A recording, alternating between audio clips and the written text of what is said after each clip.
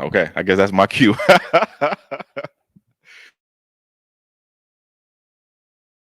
Welcome, everybody. Welcome to East Oakland, 81st Avenue branch library, or the East Oakland, the Oakland Public Library, 81st Avenue branch. Welcome to our second. I think this is our second now time here at this specific location this year, specifically to talk about the California Reparations Task Force and California reparations in general. I am going to introduce myself and then introduce the team, do a little bit of housekeeping, and then talk about what we're going to do today. We have a special guest in the house today. I'll introduce also in a few minutes, but really just want to welcome you, everybody who's here in person in Oakland. And then also, if you're watching live, let us know in the chat if you can hear or if there are any problems hearing at all. Let us know, and our amazing team will get it all fixed up. So we're just getting started. Once again, we are here in Oakland for our second community meeting / community workshop. This one's gonna be a little bit different. I'm gonna explain how it's different soon, but by way of introduction, my name is Chris.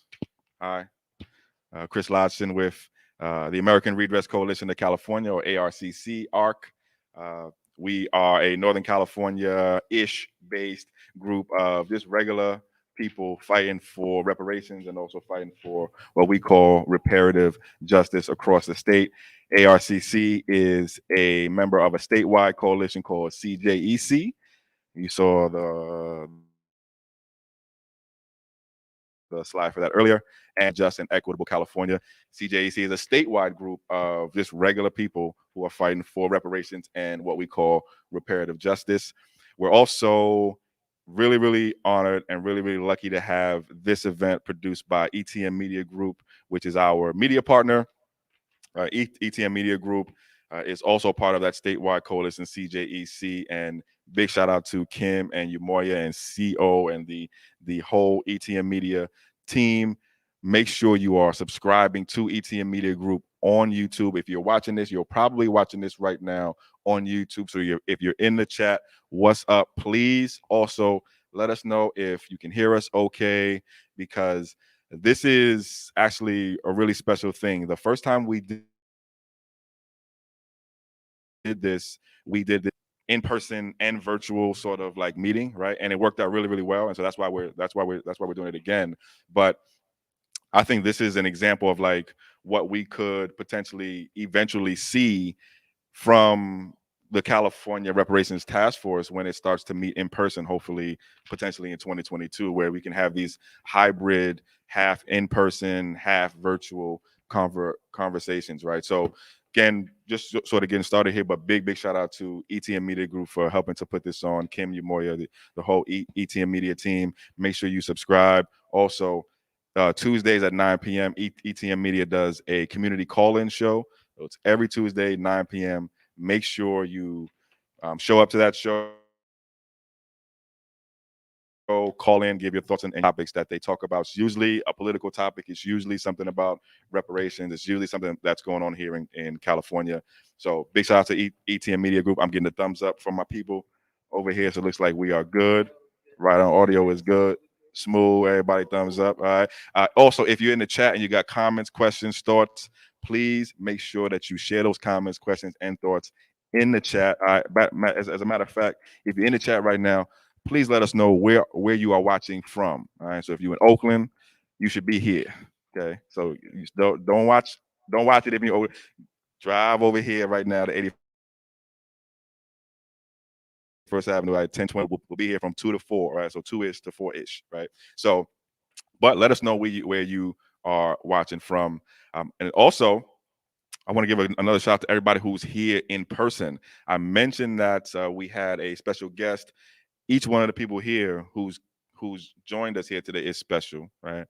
But we have an extra special guest, and we actually have in the flesh and in person an actual living official member of the California Reparations Task Force, right? Mr. Don Tamaki. Can we give Don a round of applause? Thank you for joining, Don. welcome, sir. Appreciate it. Come on in. And if you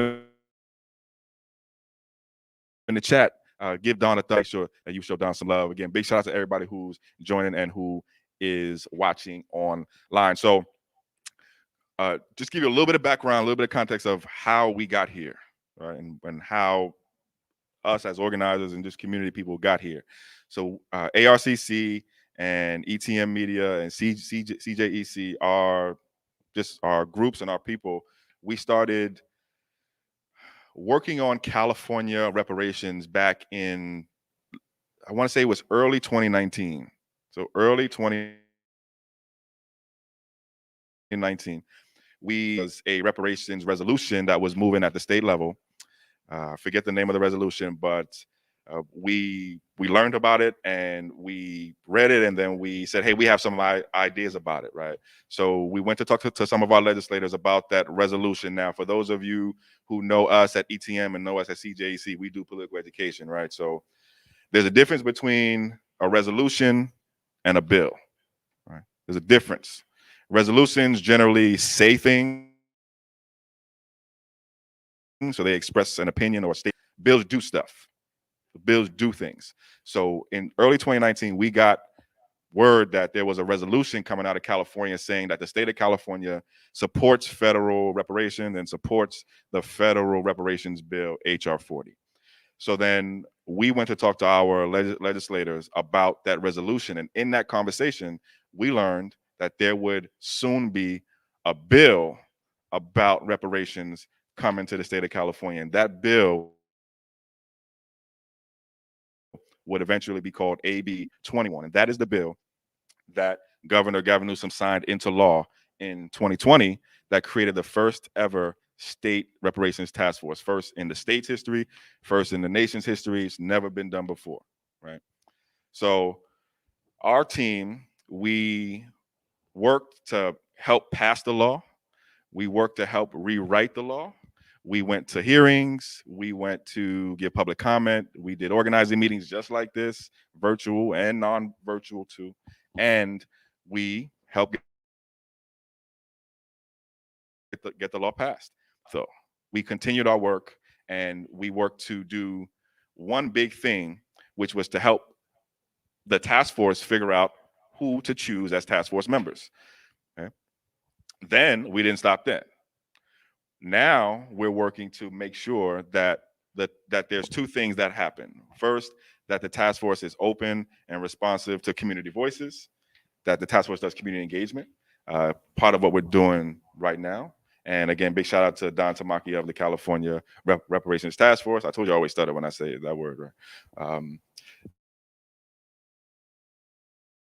So we're doing that the task force creates proposals for reparations that are strong and that actually get done and actually make a change in Black people's real lives. Okay, so I just want to give you a brief overview of how we got involved in this work, and a big shout out to all of the organizers and just regular people all across the state. I want to give a shout out to the other CJEC coalition partners, our NAASD LA, our team in LA, our team in San Diego, our team in Fresno, our team in the Inland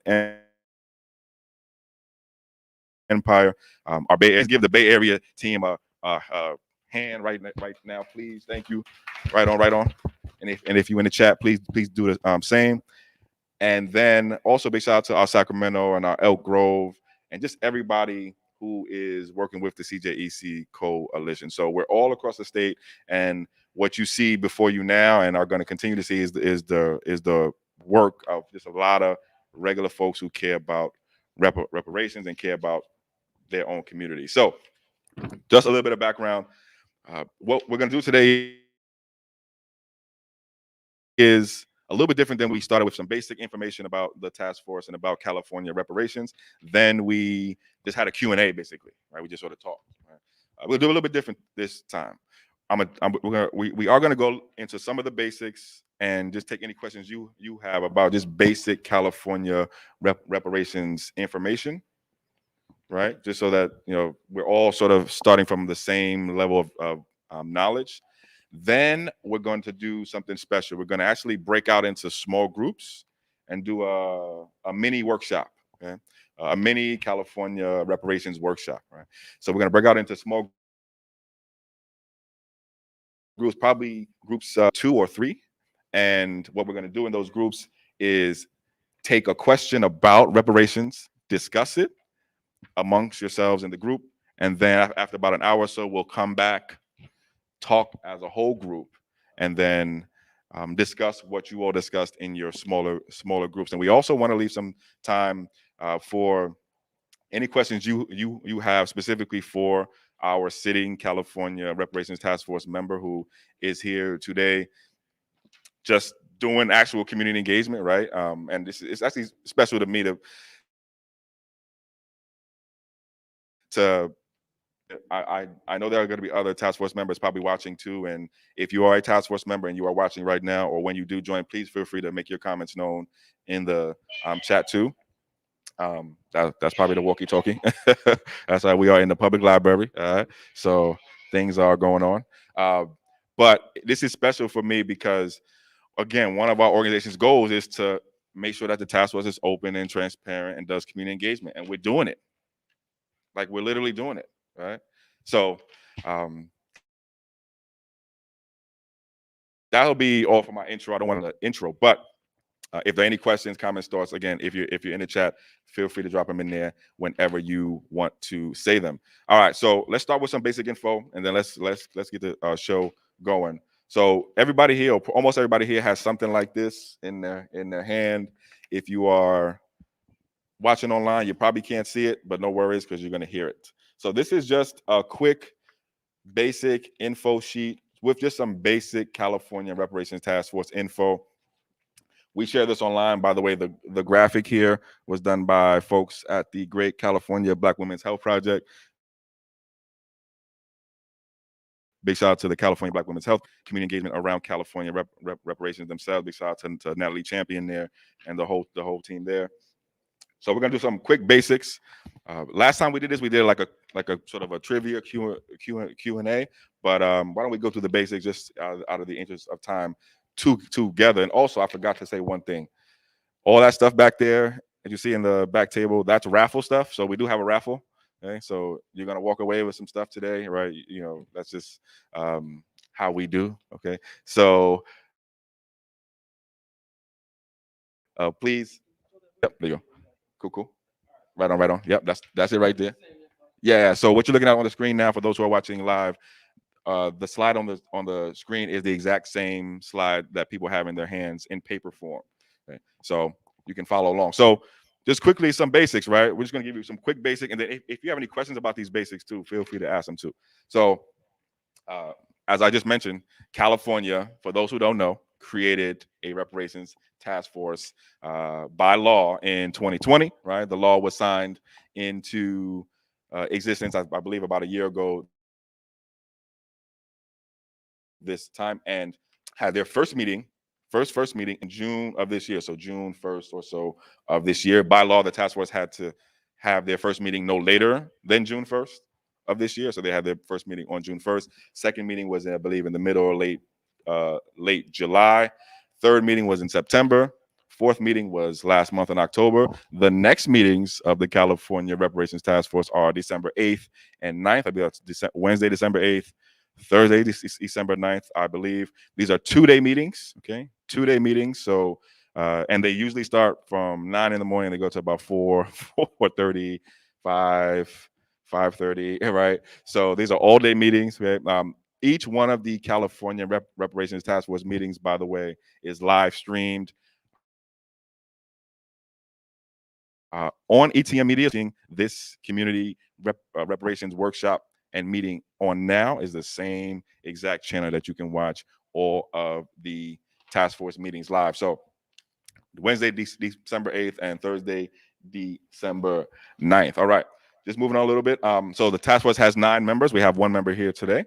The task force has 9 members, and I'll just read through some of them for you, or all of them for you. So we've got Don Tamaki, who is here today. Again, big shout out to Don. Dr. Javon Scott Lewis, I want to give him a shout out, who was here last time virtually here in late September, I believe it was. We have chair of the California Reparations Task Force, Camila Moore, right? So big shout out to Camila Moore down in LA. We've got 2 sitting California legislators on the task force as well. We have Senator Stephen Bradford, who is down in the LA, Southern California area, and then Assemblymember Reginald Jones Sawyer, who's also, I believe, in the Southern California, LA area. We have, I believe, a sitting city councilwoman. I believe Monica Montgomery Stepp of San Diego's District 4 is still a city council member. So Monica Montgomery Stepp of big shout out to District 4 in San Diego. By the way, we held a community meeting in San Diego last year around this time, and Monica Montgomery Stepp came to the community meeting. It wasn't about reparations at all. It was about just what was going on in San Diego, and she came to that meeting. This was before she was a task force member. I didn't know her at all. So big shout out to her, and she came to that meeting. I want to give her some love here because she came to the meeting. She spoke on a panel. I think it was about like a ballot measure that they had down there around like police. And she came, she spoke, and then she went in the audience, sat down, and sat for the whole thing. So big shout out to her. So, but she's on the task force too. Then we've got Dr. Cheryl Grills, who's on the task force. We've got Attorney Lisa Holder on the task force as well. And finally, last but not least, we've got Pastor Amos Brown. For those of you who are in the know Mr. Brown, which Shanna, do you know which church he's with? Third Baptist, maybe. Okay, so big shout out to Dr. Amos Brown, who's also in the Bay Area. So these are your California Reparations Task Force members. All right, each one of them has a bio and has a record and things about them and credentials of their own rather. So be sure to check out the official website of the California Reparations Task Force for more information about each one of these individuals. And if you have any questions about them, feel free to ask. And you have one sitting here live today.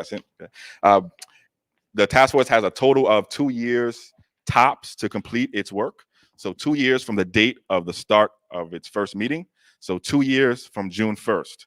The task force has legally by law to complete all of its work. And the task force generally has to do 3 things in general.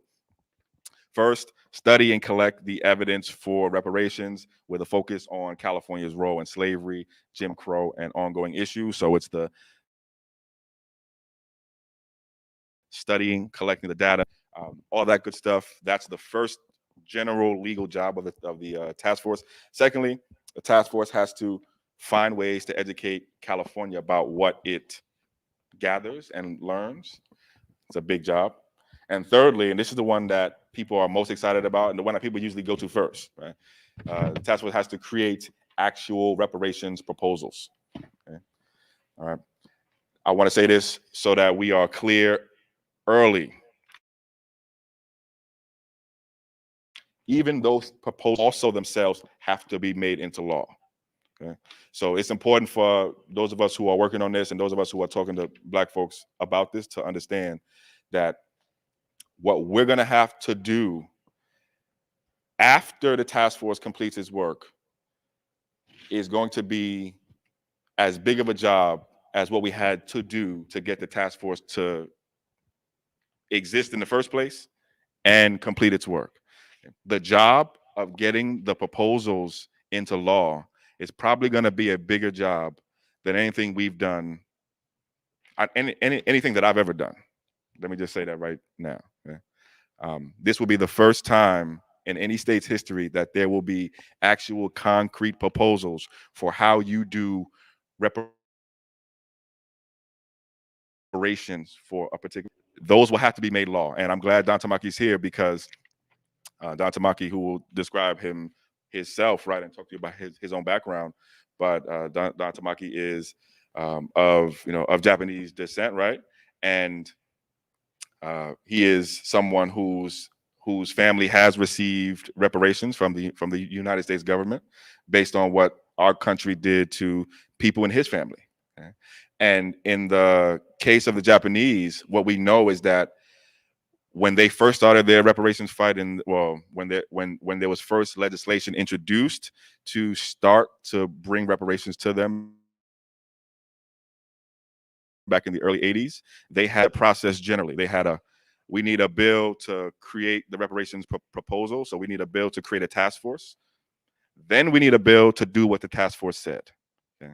There was a two-step process. And so it looks like we're following a similar-ish type process for us. And so the point I want to make here is that we want to be understanding that, yes, we're going to take 2 years, and yes, we're going to take as much as 2 years. And yes, we're going to do those 3 things in general. But that's this phase. Of the next phase of the fight is getting those things, whether you want cash payments, whether you want land, whether you want cash payments and land, whether you want business grants, whether you want some sort of tax exemption, free healthcare at all state hospitals, free college at all state schools, all the things that we want, right? We're going to have a hell of a fight on our hands to get those things into law. Okay. So just want to make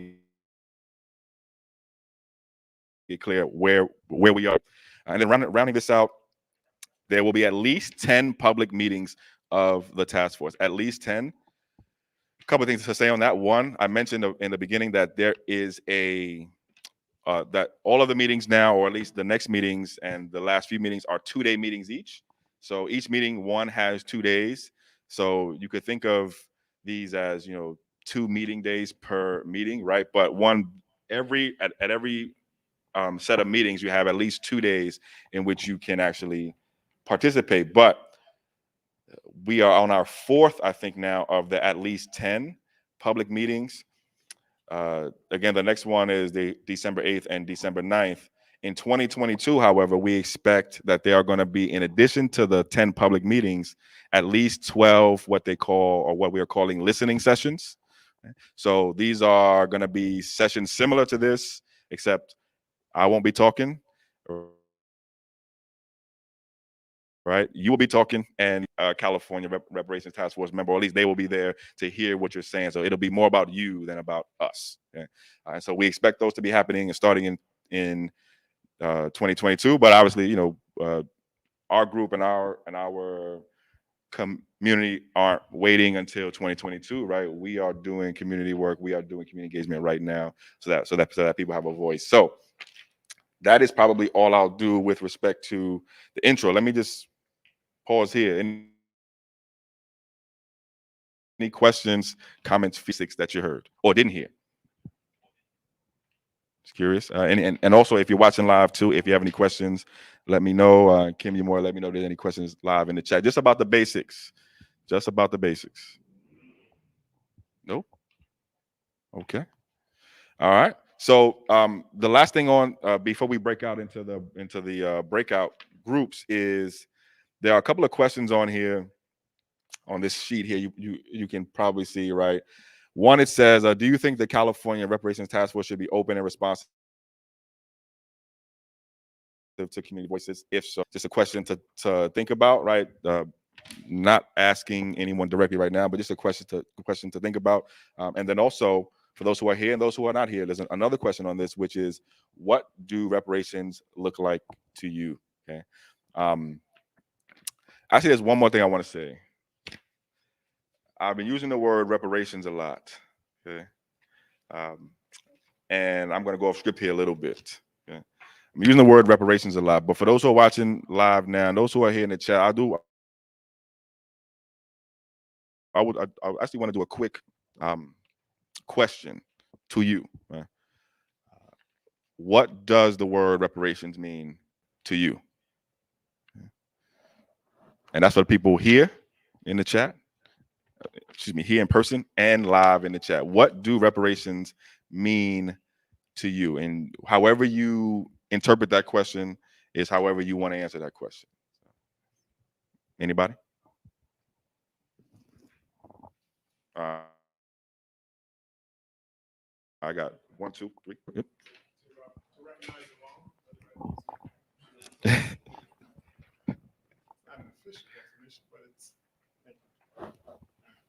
Yeah, so in my eyes, it's to recognize the wrong, to provide restitution in forms of different repair options, financial Also, I understand it to also do a deep study into what happened as far as atrocities and things like that, and also to pay attention to the ongoing matter as well. So that's a short, brief version. Right on. One of the best descriptions I've heard. Other thoughts we had, Lisa and then Josiah. Lisa?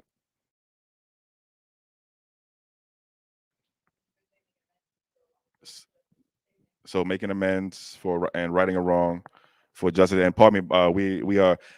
I went off script, so we would have been ready with the second mic, but I put him on the spot. So and he's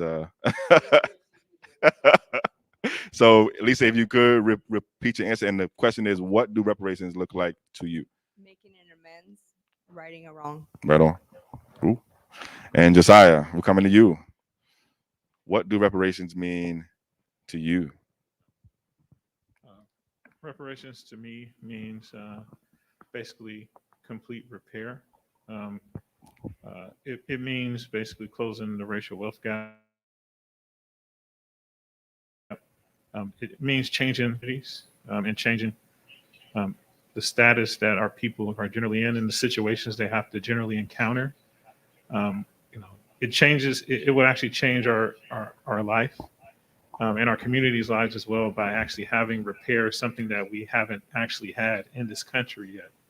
So pretty much reparations would transform America. Fire. Other thoughts? Crystal, you got any thoughts? I put you on the spot. Go ahead, brother. You. Echo what everyone else is saying, that it's really about repair. The country, we have to recognize what has happened. We have to acknowledge it. We truly cannot move forward if we do not acknowledge it and repair our people. So yeah, just echoing what everybody else said. Right on. Beautiful. And any other thoughts? Oh, we got one more. We got two more. Yeah, we'll go to Shanna and then we'll go.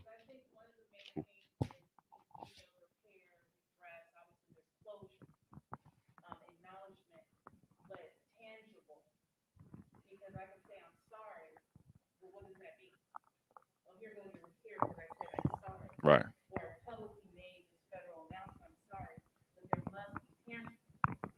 Not only that, we know through the history of reparations in this country, cash payments have always been part of it. So you cannot speak on reparations without cash.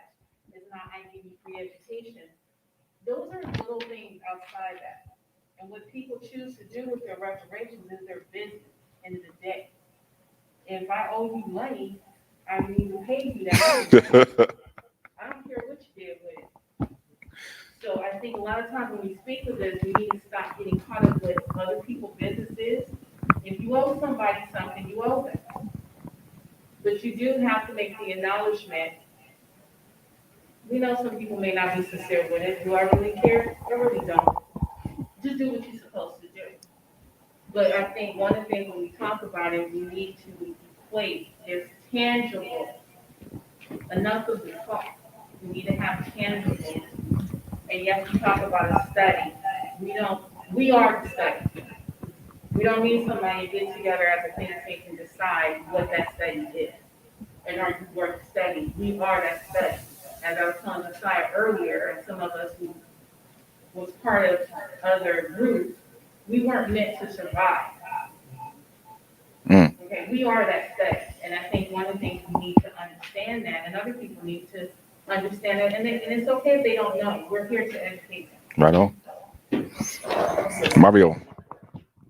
I think one big thing that I think this thing is supposed to do is to help us create an organization and an institution. One thing slavery did was break apart our culture. And the only thing I think that Black people have in common in this culture is our social status. We have no culture.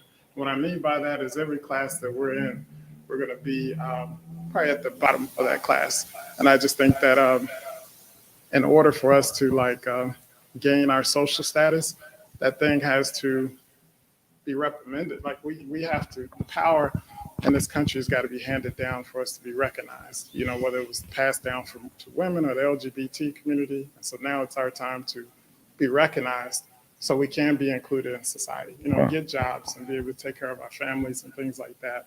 So this thing is important for our status in this country. Yeah. Well, one, are there other thoughts? Come on on. Based on what I was hearing too right now is that like as Shana was saying that it does have to have cash involved, not just for the sake of having cash, but what you do. Like you can buy land, with money. Like you can pay for a school with money. Like you can, raise money and put a politician that is actually going to benefit your community if you have money. So that's partly why that's the thing that we lack in our community as a whole. Yeah. And so I think in a lot of cases people think, oh, they just want money. It's not just about money. It's what you can do with money. I mean, we've seen through history what we've done when we had proper opportunity, when we had a fair shot or a fair chance. And usually end up with a situation like what happened in Tulsa, Oklahoma, to where people came in and tried to destroy it.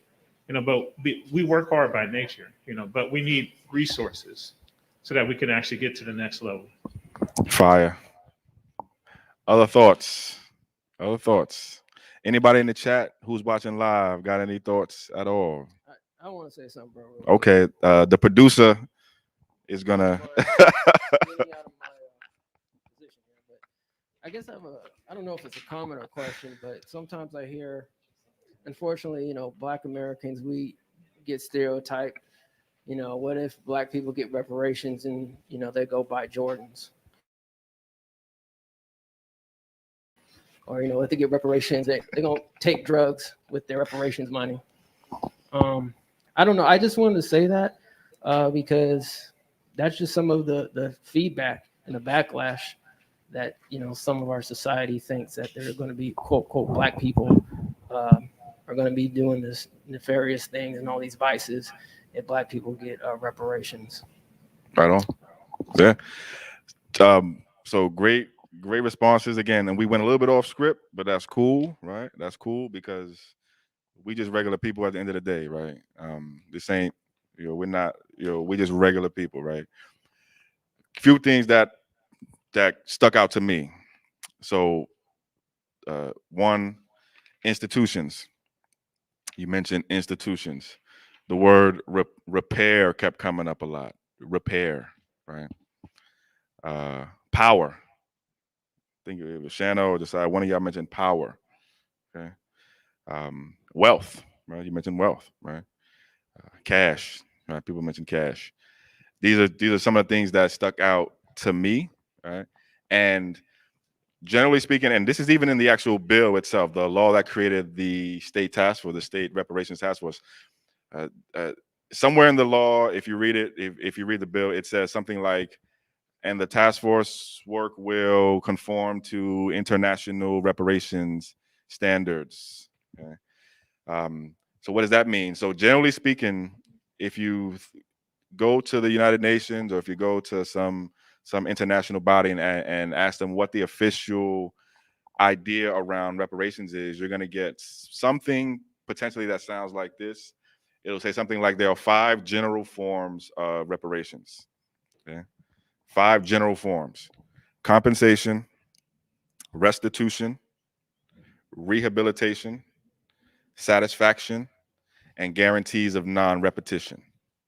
Hope I got that right. Compensation, right? So compensation.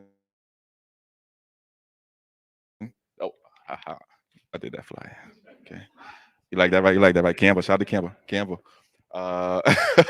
Compensation, restitution, rehabilitation, satisfaction, and guarantees of non-repetition. Okay, so these are 5 forms of reparations, and we could create maybe new forms, right? We're not like locked into this, right? One of the great things about this ever is that we get to write our own script. Okay, I said this before. This has never happened before. Okay, everybody here is sitting in a history book right now. Okay, I don't say that to lie to you. It's for real. There's no previous effort like this. with all due respect to the shoulders and the giants that we stand on, there's no group that we can call and say, hey, how did y'all do y'all state reparations task force back in the 60s or in the 70s or in the 80s? There's no answer that they can give us. We are writing it. Okay? So it's important that we keep that in mind because, yeah, those were some of the forms of reparations that have been done in other parts of the world, but we can write our own script here. Okay, but generally speaking, and the way I think about it, right, compensation, restitution, rehabilitation, satisfaction, guarantees of non-repetition, all right, and everything I want fits somewhere in there usually. Okay, all right. So, like I said, hey, yeah, Starling, sure.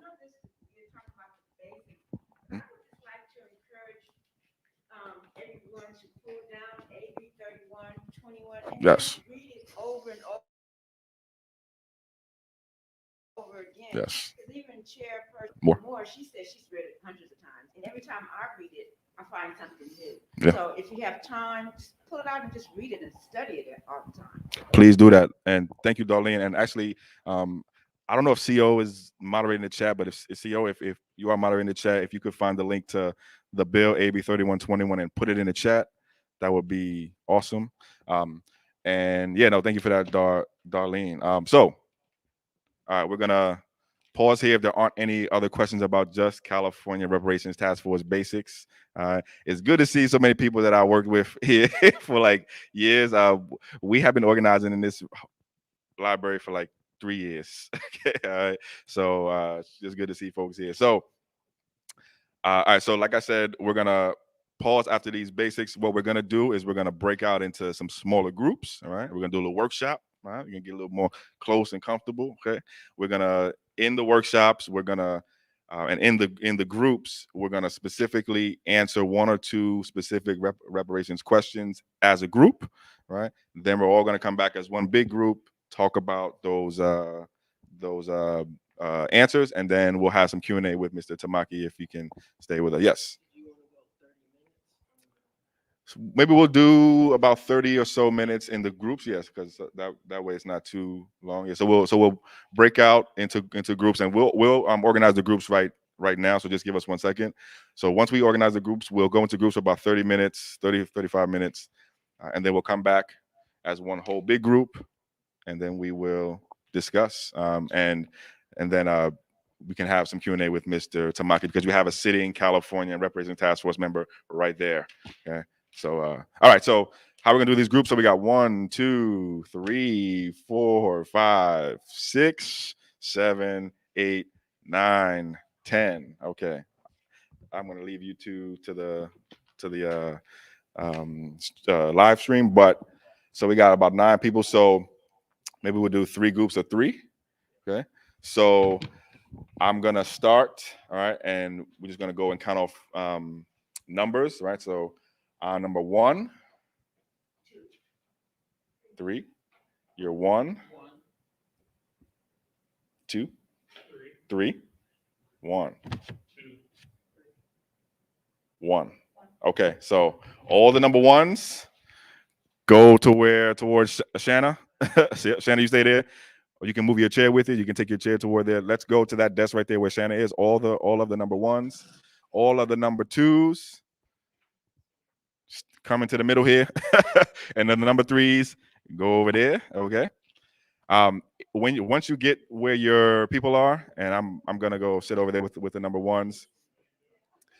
Once you get to where your people are, yeah. So number 2s in the middle, number 1s to the far left over there, and then number 3s over there.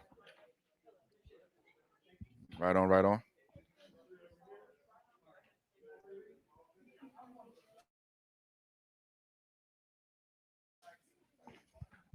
Right on. What's up? We got 3, so we got 1, 2, 3. 1, 2, 3.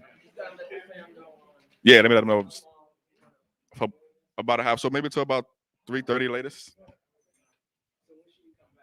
Come back about 3:25. Yeah. So for those who are watching in the, hey, Cal, come on in, welcome. So we're doing some work groups. So you can pick a team, 1, 2, or 3, and have a seat. Good.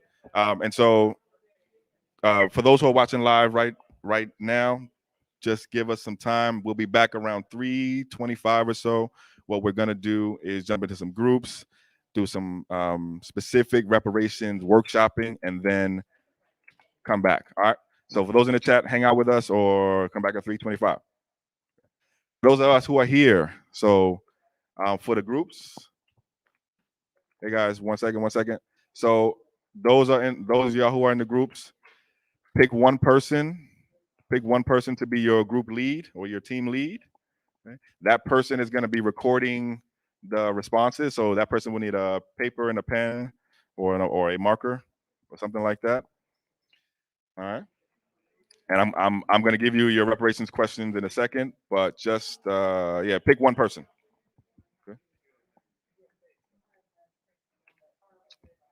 Okay. No, not yet. No, nope. I'm going to give you some questions in a second. Does everybody have a group lead? Did everybody pick a group lead? One. Yep. Okay. All right. So I'm going to throw the first question out there. All right. And once you get the question, you just respond just individually and talk about it, right? And just make sure that the group lead is recording the responses, okay? All right. So the first question, huh? Good. Are we going? You want to just ask the question because we're still streaming live? Yeah, I'll just ask it, and that way people can still follow along. Okay, and then we'll go to once they break down to the sessions, and then we'll go just play something. Perfect. All right. So first question for the groups. Okay. First question. Talk about or name or list different ways in which you want or you think California's Reparations Task Force should engage with you. What are the ways in which you want the California Reparations Task Force to engage with you? Specifically, how should the California Reparations Task Force be reaching out to you? What's the best way to connect to you? Is it through doing some sort of like social media outreach, doing community meetings like this, putting up billboards, radio?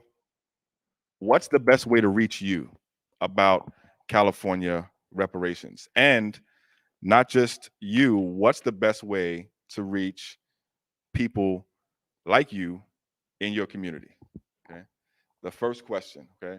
You can talk about it amongst yourselves, discuss it amongst yourselves, why, and also talk a little bit about why this method versus that method, right? And why not this method versus why not that method too, right? What's the best way to reach you? Okay.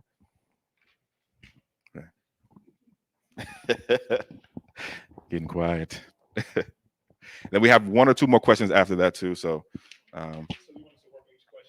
yep. Mm-hmm. Yep.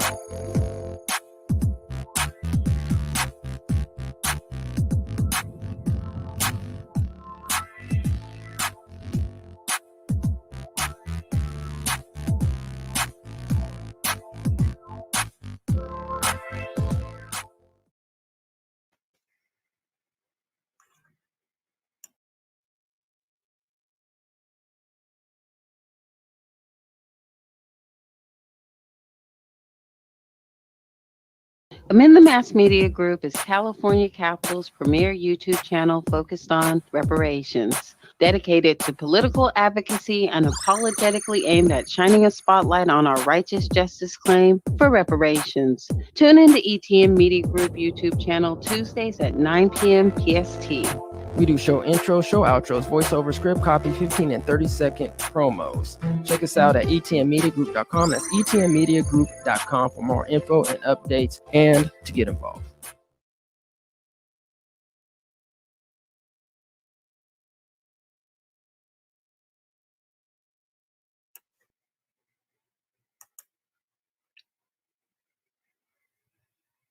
I was about to say something and I noticed my mic was on mute. And so is CO, so we can't hear you.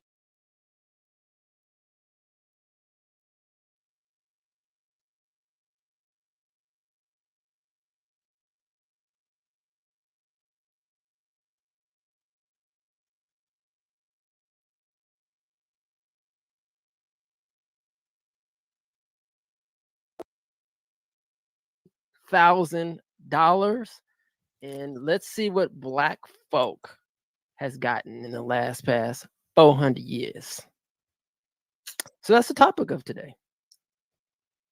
That is the topic. All right. Before we get into it, do we want to see what's been in the news this week? Let's go.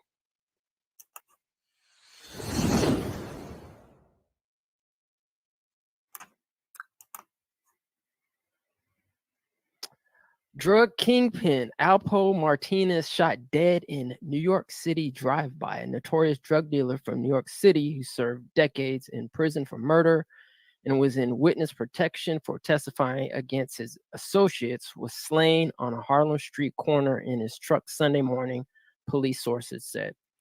Alberto, quote, Alpo, end quote, Martinez, a drug kingpin who was portrayed by Cameron in the 2002 movie Paid in Full, was killed in a drive-by shooting as he sat in his 2017 Dodge Ram at 147th Street and Frederick Douglass Boulevard around 3:30 a.m., cops said.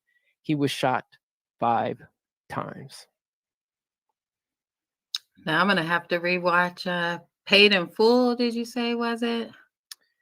Yeah, I can't remember if I have ever seen them. I think I have seen it, but I have to definitely go back to watch it again. It'll definitely give a different perspective after this story. Yeah. Japan's Joker assailant wanted to kill lots of people. Tokyo Reuters. A drifter who admired the Joker from Batman and dressed as him to carry out a Halloween attack on a Tokyo train wanted to kill lots of people and planned his moves over months, buying a knife to use in the internet, police and media said on Tuesday. The stabbing and arson attack, which briefly set fire flaring in train carriage, was carried out on Sunday night as many partygoers were headed into Tokyo for Halloween celebrations and sent passengers screaming down the aisles of train carriages and scrambling out of windows to escape. One man in his 70s remains in serious condition with stab wounds to his torso, and 16 others were treated for minor injuries, mostly smoke inhalation, a police spokesman said.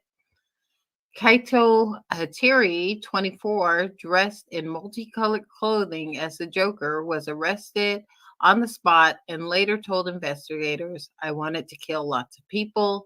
I wanted the death penalty," the police spokesperson added. Man, what is going on with Halloween?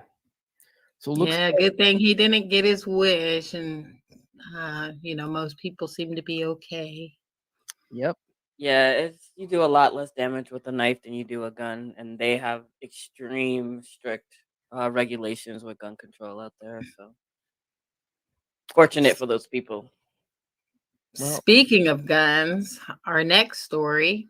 Unlike the United States of America. Yes, I was going to say compared to the U.S. Well, I'll keep it politically correct. All right, so looks like there was a shooting on Halloween at Joliet Township, Illinois.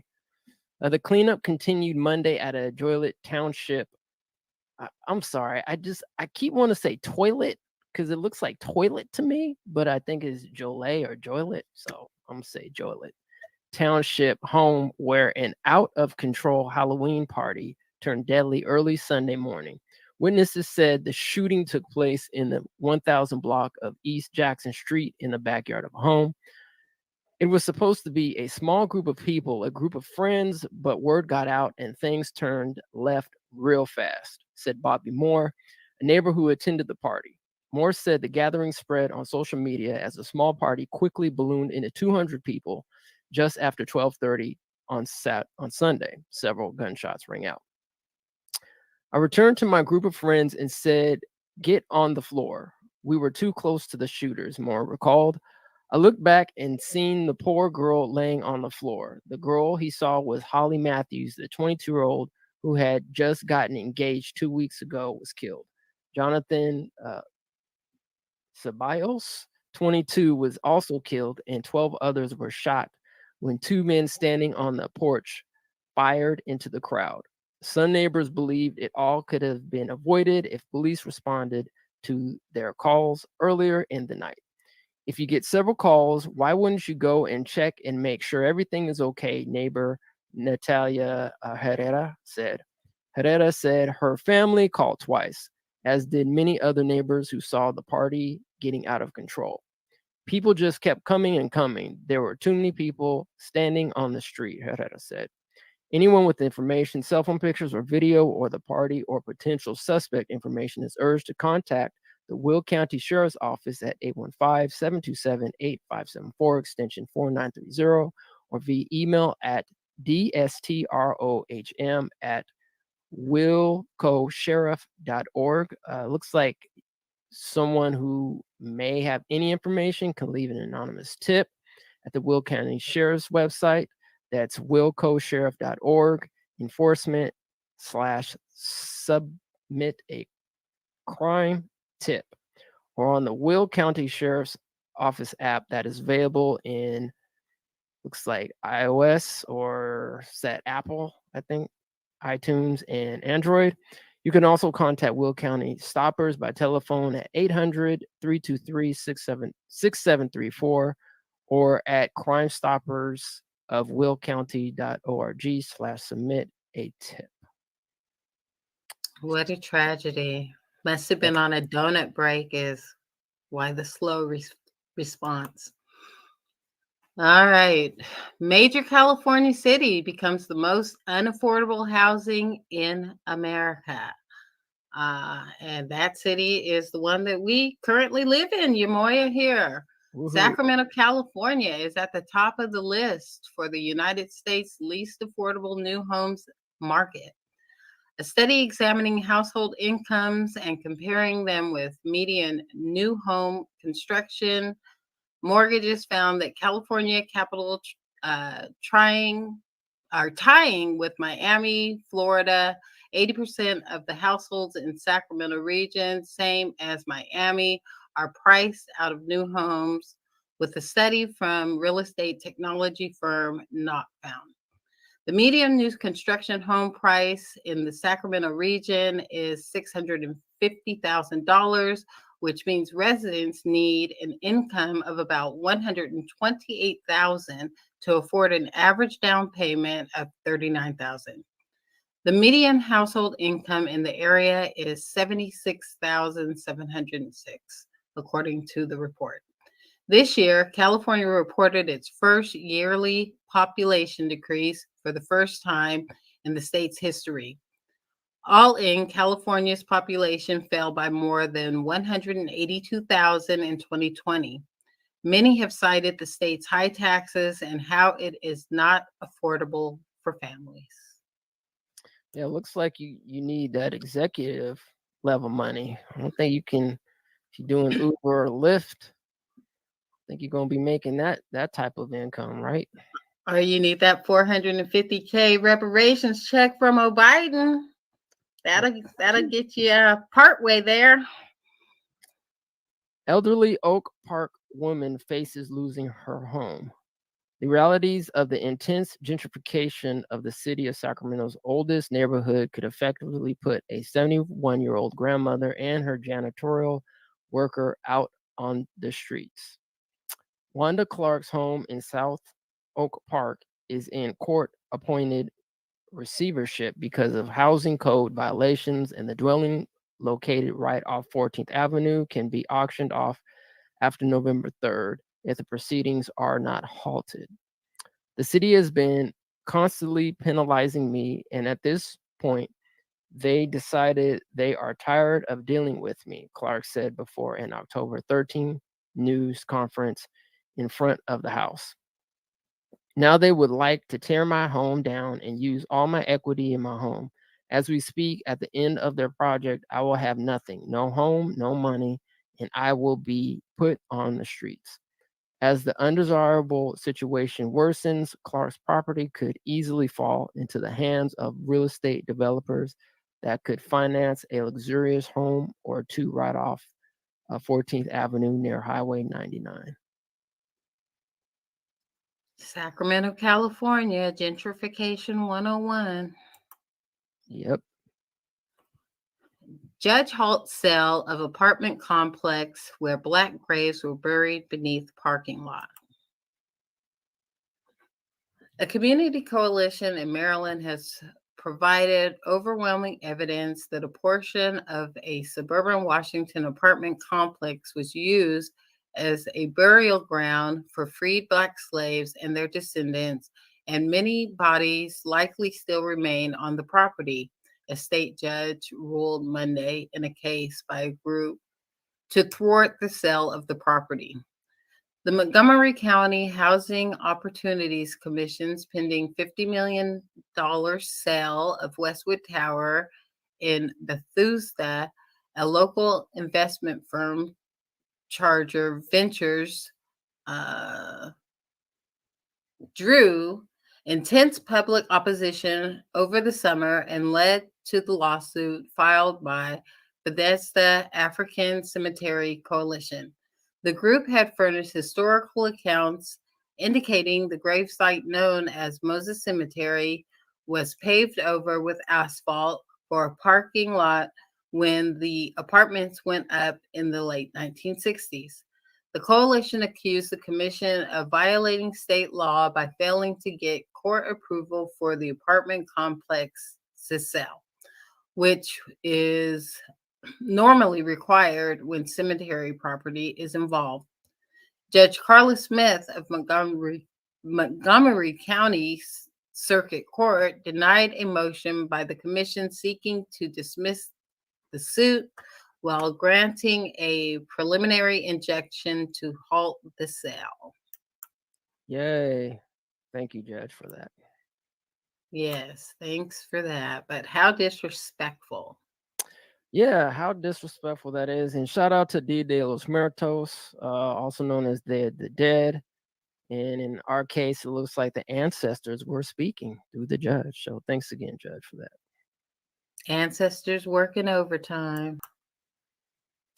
Facebook rebrands as Meta in new focus on metaverse.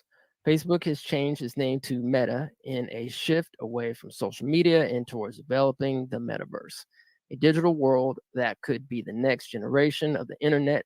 Here's what they have planned.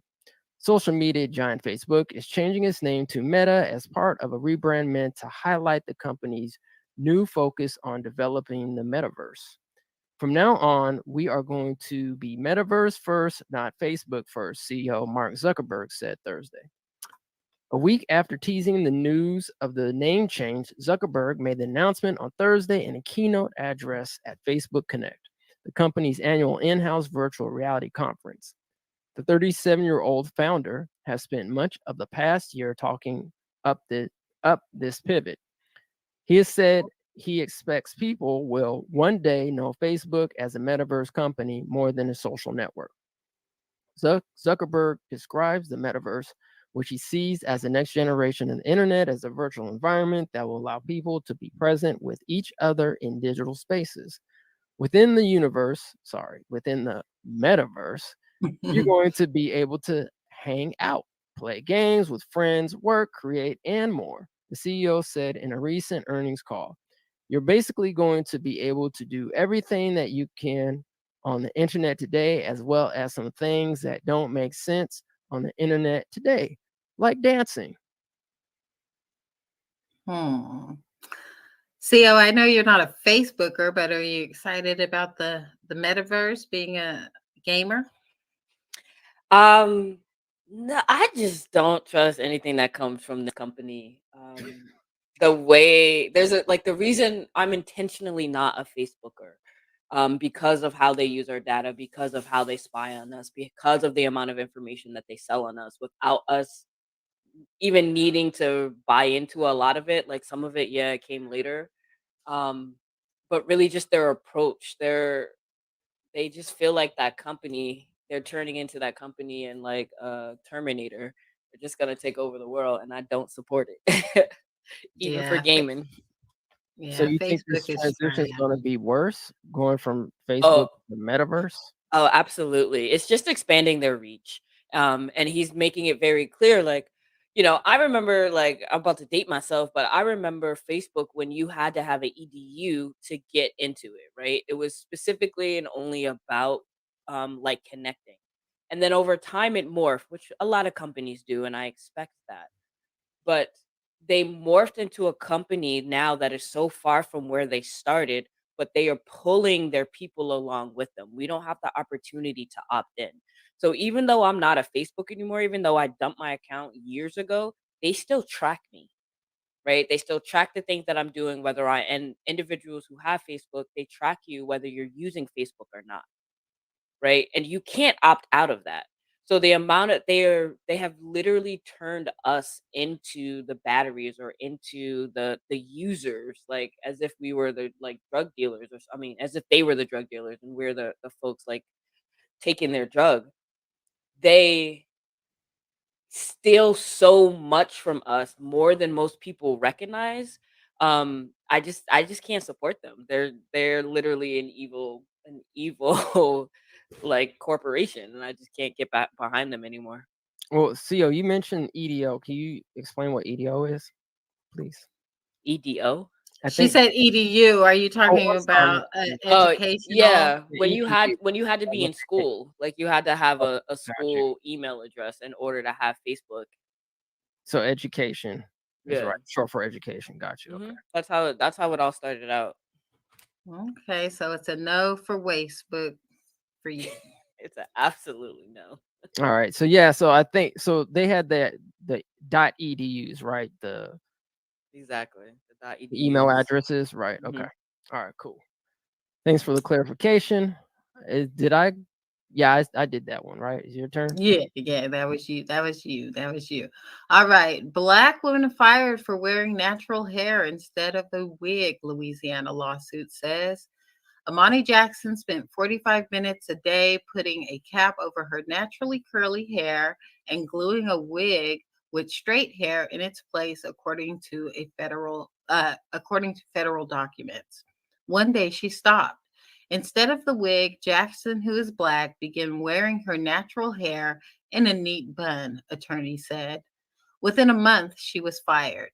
Now, the federal agency tasked with safeguarding and enforcing anti discrimination laws in the workplace is suing the company accused of terminating her, saying the action was racially motivated. According to the complaint, Jackson was referred to American Screening for Sales position by a staffing company. She interviewed with the owner and the human resources manager on August 2nd, 2018, and started working there 11 days later. On October 8th, 2018, the owner took notice of Jackson's change of hairstyle and told someone in human resources to talk to her about looking more professional, the complaint states. The owner reportedly said she came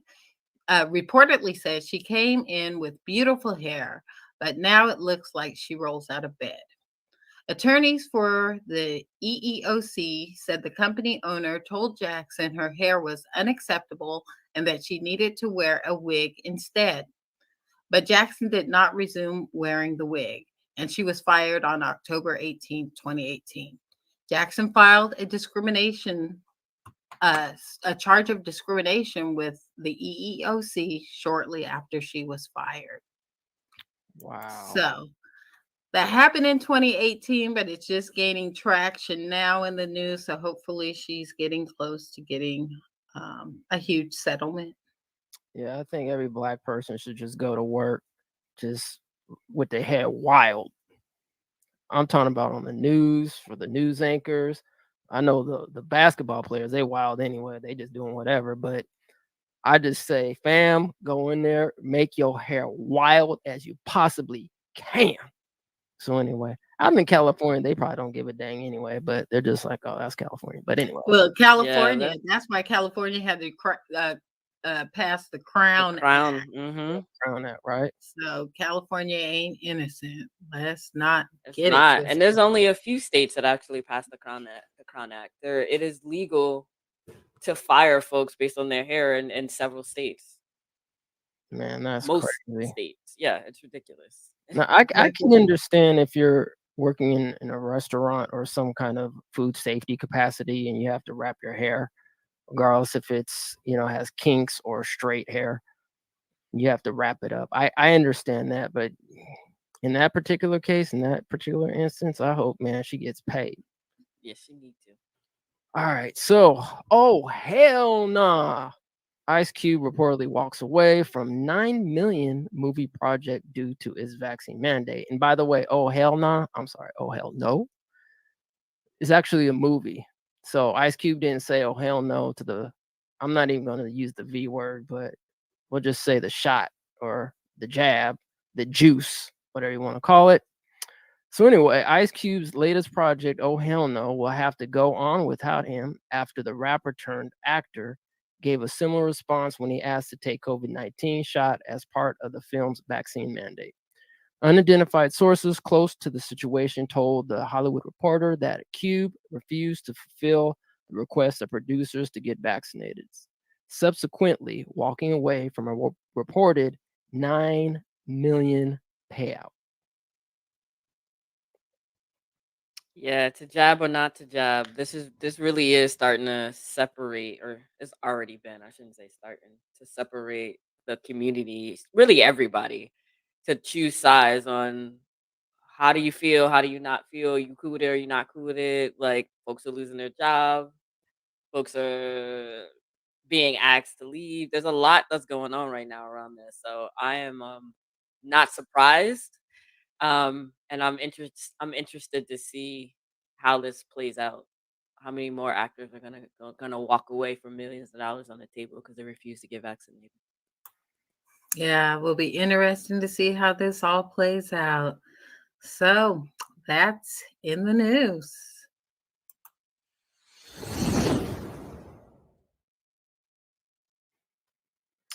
Man, I swear we had more in the news. No, that was it.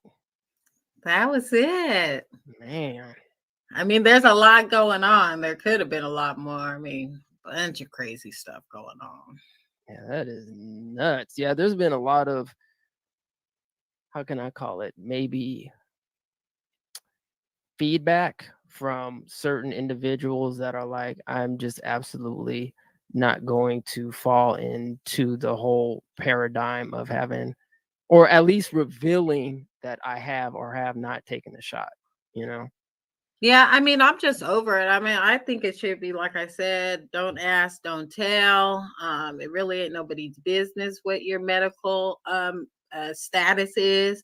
If you're vaxxed, you should feel secure in your protection, even though you can still get COVID and you can still pass it. But I mean, so. All right, folks. So shall we get into it? Let's do it. So let's see. The topic today is 40K. And all right, we're back. 40K and Sleepy on reparations. 400 years, family. Just more evidence on why you/we need to keep the foot on the gas. Just a quick pop in, 450K. Yeah. 450. Yeah, so I think the article that we do have to explain the 450K will actually talk about what that means and not just per child, but whoever got affected within the family. So it could actually be more than one person, not just 450K per family. Could actually be like 450K per injured person within the family. But we'll get into that. All right. So before we actually talk about the $450,000 or supposedly what's going to happen, 400 years, family, just more evidence on why you/we need to keep the foot on the gas. Just a quick pop in for The family, so it could actually be more than one person, not just 450K per family. Could actually be like 450K per injured person within the family, but we'll get into that. All right, so before we actually talk about the $450,000 or supposedly what's going to happen with the $450,000, let's see what's going on in the election season right now. Looks like today, 2021, it looks like polls closed in Virginia. Looks like there was a governor's race there. Voters in, let's see, I can't really see the top there because there's like this timing thing going over it. So please forgive me, fam. So I'm kind of read past that. But it looks like Eric Adams won the ranked choice Democratic primary in June and is expected to win the heavily blue city. Voters in, oh, wait, hold on. That's page one. We need to go to, there you go. All right. Page one. That was page two. Okay. Page one. The Democratic Terry McAuliffe is hoping to win back the Virginia governor's mansion on Tuesday, but standing in the way of a second term is Republican Glenn Youngkin's surge in recent weeks. Polls closed at 7 p.m. in Virginia. According to exit polls, education and school curriculum, the two issues Youngkin has focused extensively on in the closing weeks of the campaign, were the top issues motivating Youngkin voters. Just over half of all voters said parents should have a lot of say in what is taught in their school, whereas 8 in 10 Youngkin voters said parents should have a lot of say. Mr. Biden and former President Trump both loomed large over voters too, though with over half saying Mr. Biden is a factor in the race. More Virginia voters disapproved of Mr. Biden's performance as president, with 56% saying that disapprove and 43% saying they approve.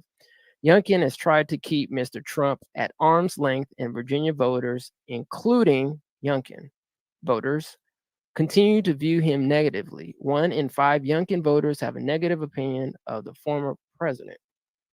New Jersey's Democratic Governor Phil Murphy is trying to win a second term and buck the state's trend against the re-electing Democrat incumbents. So that looks like what's going on in Jersey. And let's see what's going on in Boston. Voters in Boston will be choosing between 2 women of color. Interesting. Which will be the first time the city will be represented by someone other than a white man. In Buffalo, New York's second largest city, Democratic Socialist India Walton defeated Mayor Byron Brown, who was seeking a 5th term in the Democratic primary this summer. But Brown has launched a write-in campaign in the heavily Democratic city, and New York Governor Kathy Hochul and the Democratic Party chair have declined to endorse in the race. U.S. Senate Majority Leader Chuck Schumer endorsed Walton, as did Senator Bernie Sanders and Representative Alexandria Ocasio-Cortez, AOC. Voters in Minneapolis will not only go to the polls to elect a mayor, but also face a controversial ballot question on policing. The initiative, known as Question 2, asks Minneapolis voters to amend the city's charter by replacing the existing police with a public safety department that would prioritize a comprehensive public health approach.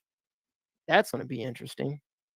If passed, the department would shift from its current model to prioritizing the expertise of public safety professionals, including social workers, mental health specialists, and experts in de-escalation. To respond to incidents in violent situations, armed police officers would still be called to respond. Minneapolis has been roiled by protests since former police officer Derek Chauvin killed George Floyd, a Black man, by kneeling on his neck for 9 minutes in May 2020.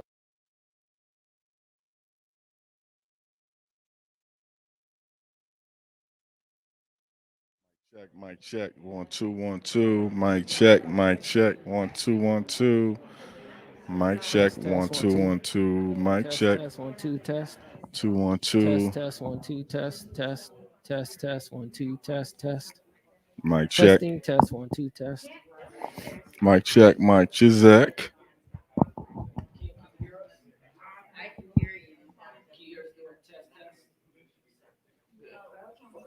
Check, check. We hot? We're definitely hot. Yeah, we on fire.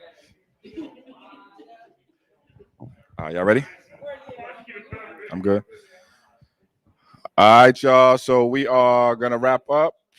We're gonna wrap up. We're gonna wrap up the groups. We're gonna wrap up. All right. Finish up your answers. All right. Turn back around. We got the live chat popping back in. So if you're watching live, welcome back. Welcome back. Group 1, Group 2, Group 3. Hey, Group 1. Group 1 is definitely doing the damn thing over there. Big shout out to Group 1. First of all, please give yourselves a round of applause right now for taking care of business. All right. For those of y'all who came in a little bit later to the stream, what you were witnessing and what you were watching was an actual California reparations workshop. All right. First time we've done this, by the way. First time we did a workshop style. Okay? Right, where we actually get into groups. And I wanna make a point of this before we finish the workshop. I want to make a point to share this with those of us and those of you who are watching, not just here in California, but for those of you who are watching in Evanston, in New Jersey, New York, Chicago, St. Louis, Kansas City, Detroit, Louisville, Tulsa, Rochester, Tallahassee, Greenbelt, that's Maryland, Asheville, Carrboro, North Carolina, St. Paul, Minnesota, Durham, North Carolina, Providence, Rhode Island, Austin, Texas, Denver, Colorado, Georgia, and Boston. Okay. Now, every single one of those places that I just named, there is an actual reparations effort going on there. Okay. So that's about 25 different cities, towns, and states across the country where there's something reparations related happening. Okay. And that's a lot of that is from the work of people here, right? When people saw what we were doing in California, people got motivated, right? People got active. And now that's my shorter list right there, but there's probably about 25 different individual locations, a city, a town, or a state where there's something reparations going on. So big shout out to everyone doing that work. But I wanted to read those names off and also point to this as something for the organizers in those places to maybe think about doing, right? So for the organizers there and the regular community folks there, you see what we're doing here. We doing not just a meeting, but we're doing a workshop. And so maybe this is something that you might want to also work into what you're doing. So let's finished up the workshop part of this, right? And so everybody was in groups, right? Now everybody got 3 questions in the groups too, and now we're going to discuss a little bit as a big group what you discussed in your individual group. So for each group, maybe it could be the group lead, it could be anyone, and really it doesn't have to be just one person, but we want to hear what your responses were. Okay, so maybe the person who was recording can talk about what the responses were to each question. I'm going to go through each question specifically, so one by one, and then we'll go group to group and hear some of the different responses, see what people said in common, see what differences people had, and see if any people have any questions. Okay.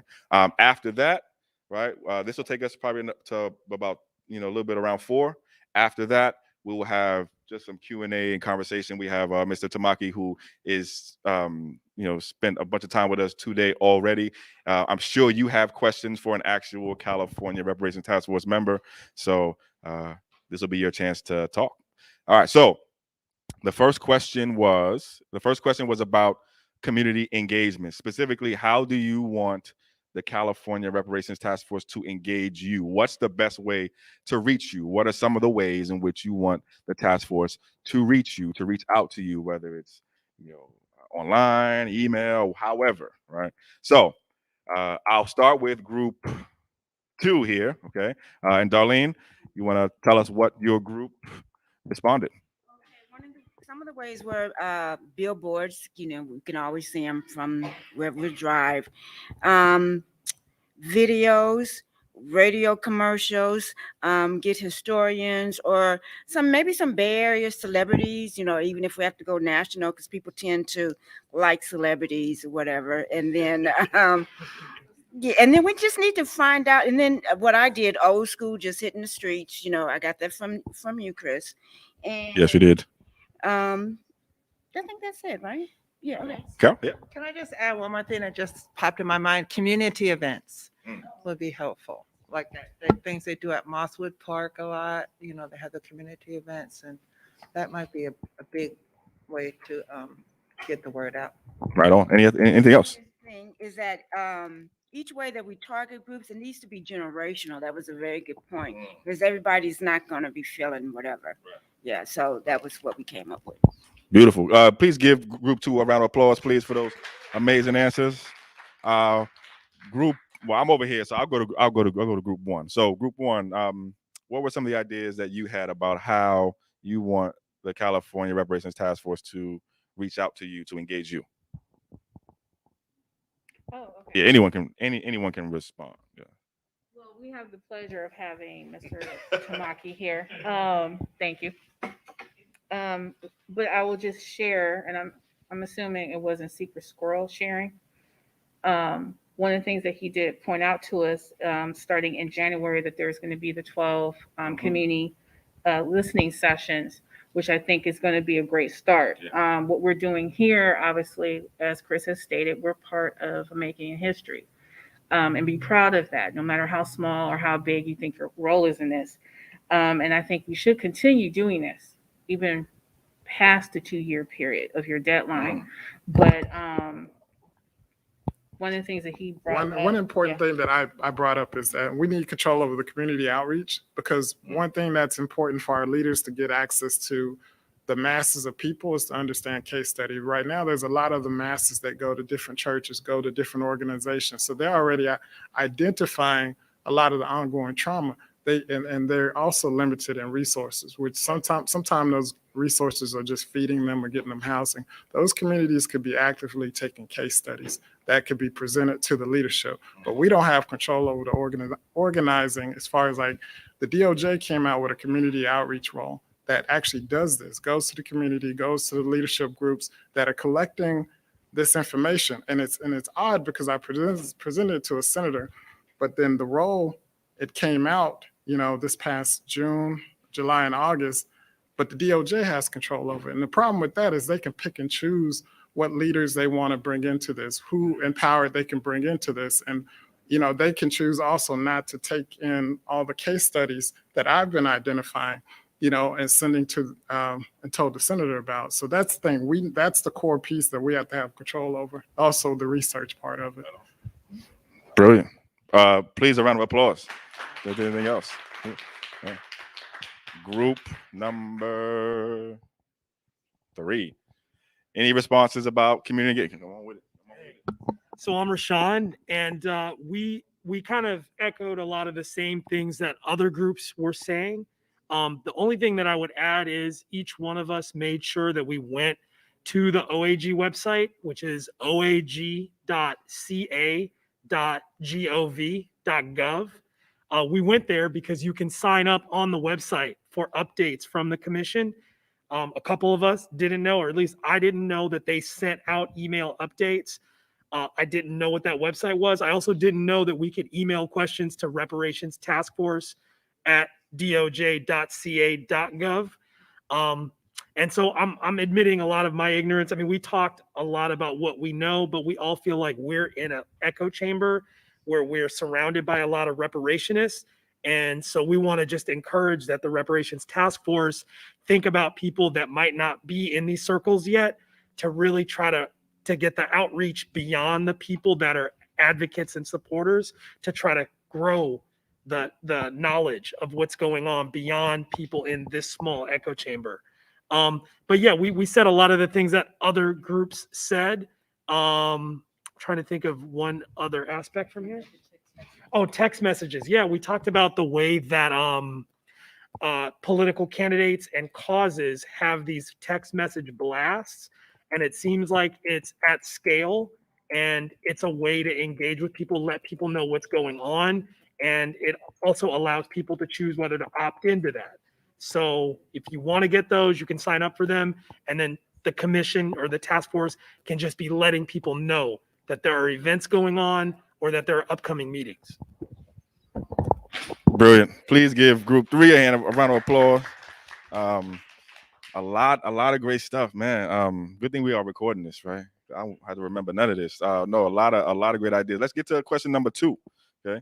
So the second question was, who do you think should be eligible for reparations? And also, whose job is it, if anyone's job, or what role should our state play, or how do we expect people to prove that they're eligible for reparations? So how do people satisfy whatever criteria you think should be for reparations eligibility? Who wants to go first on that one? Which group?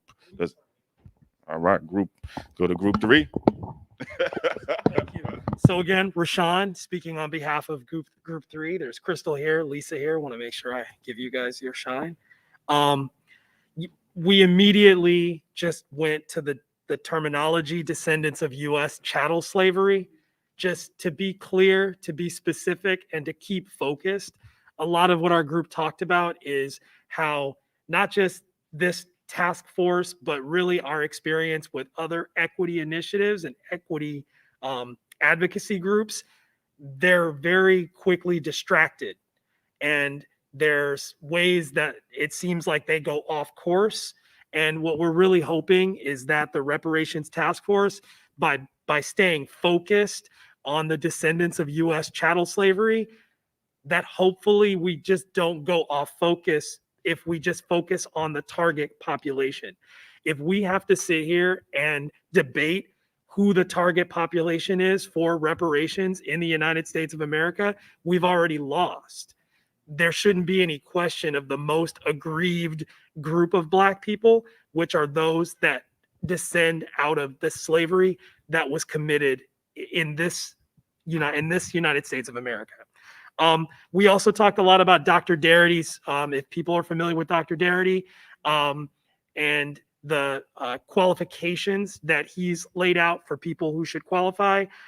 We talked about people who identify as Black or African American on public records, including the census for the last 10 years, and having a parent that descends from U.S. chattel slavery. But more often, we just talked about the way that distractions, our efforts for reparations, for broadly speaking, social justice, but even just equity in general, it seems like groups get distracted and forget, well, who was this targeted for? Why are we now talking about other groups when the group that is the most aggrieved is basically the group that we are speaking about the least? So we hope that doesn't happen for this task force. Round of applause. Group, y'all want to go? Group 2, y'all have any thoughts on this? Yeah.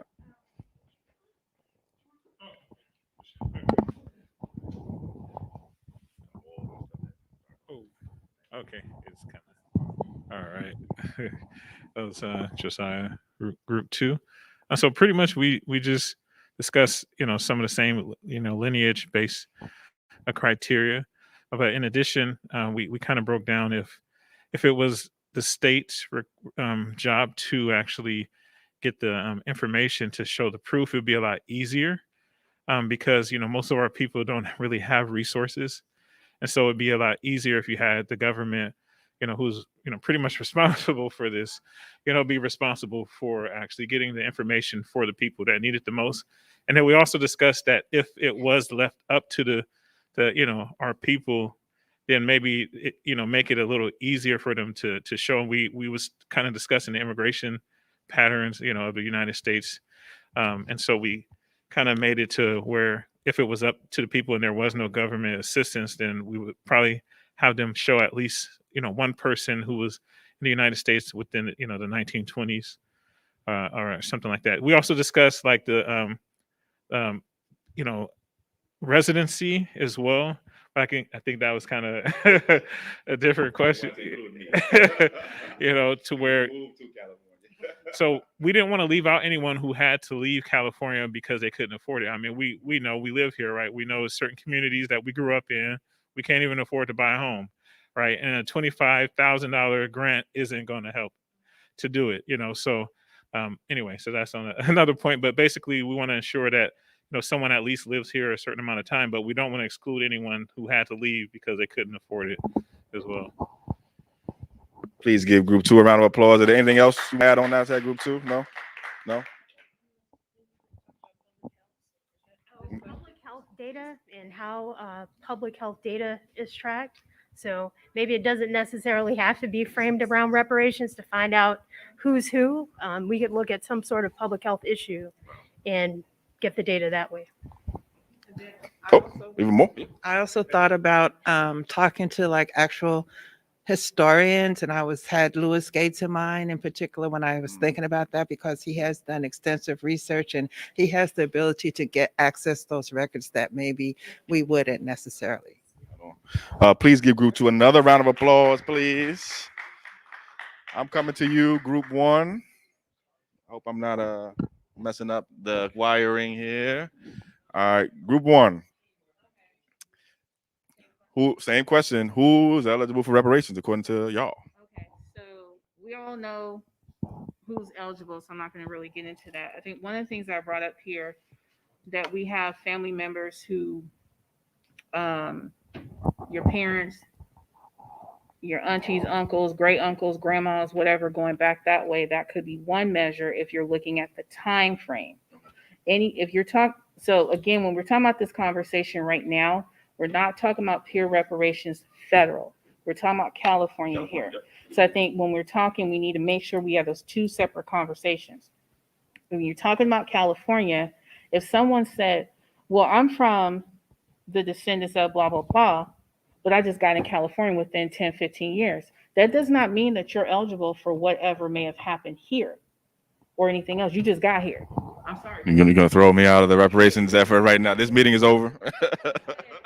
Where many of us do have, whether it was your parents or even your grandparents or grandparents who may have migrated for whatever the reasons are, and many times it's the same story, coming from the Deep South, coming to California or going to other places too.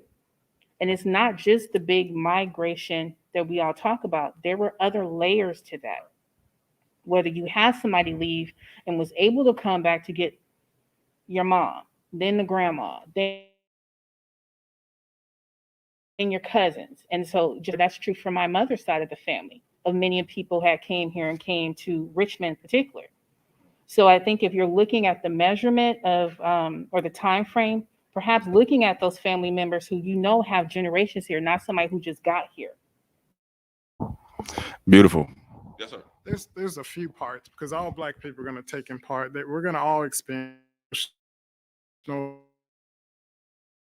racist way where we can all get access to some type of healing. That's all across the board. We all need that. But then there's all our family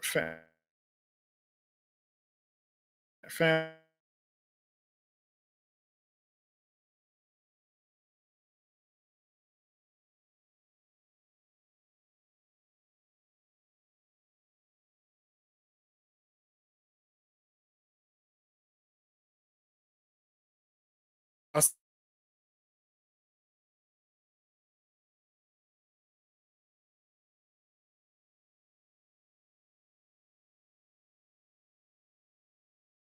came from slavery, what was taken from them. So I think that that part should be really channeled towards the descendants of slaves.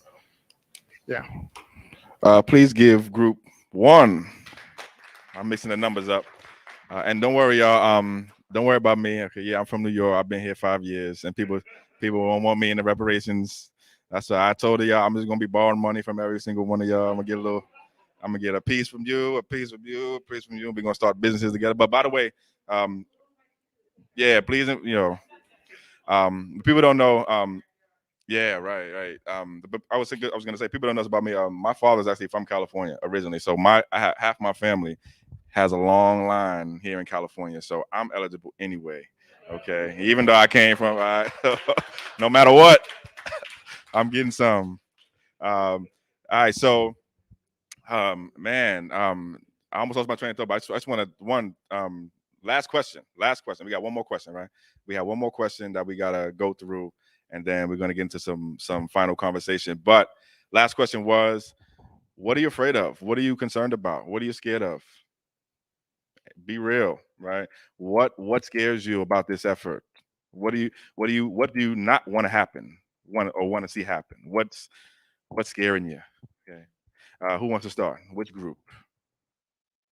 Come on, let's do it. Go to group 1. I think one of the things that we kind of need to do a reality check and check ourselves especially when we're on social media, we're constantly worried about getting 100% of everybody. We know that's not going to happen. And I'm talking about even our families, our friends, our neighbors, whoever it may be. We should not use that as the reason why we're doing this work. Oh, well, my family don't want to listen to it, so I guess I need to fall back. Why? You might see somebody at the grocery store, down the street, whatever. Oh, for real? I didn't know y'all was doing that. When y'all having the next meeting? When you doing this? Let me hook up with y'all. This is how many of us had actually met. I don't know how we met, but I'm here. And that's from a few years, well, at least 3 years ago. You know, we're a different kind of family, right? So we always gonna have that family reunion regardless. We spot each other out. But I think one of the things when we're talking about what we're afraid of, and we did talk about the obvious things, and I kind of flipped it. What are they afraid of? And we know what that means too. I think at the same time, let's not get caught up of my family member, my friends don't understand. I'm posting something, they want to say something.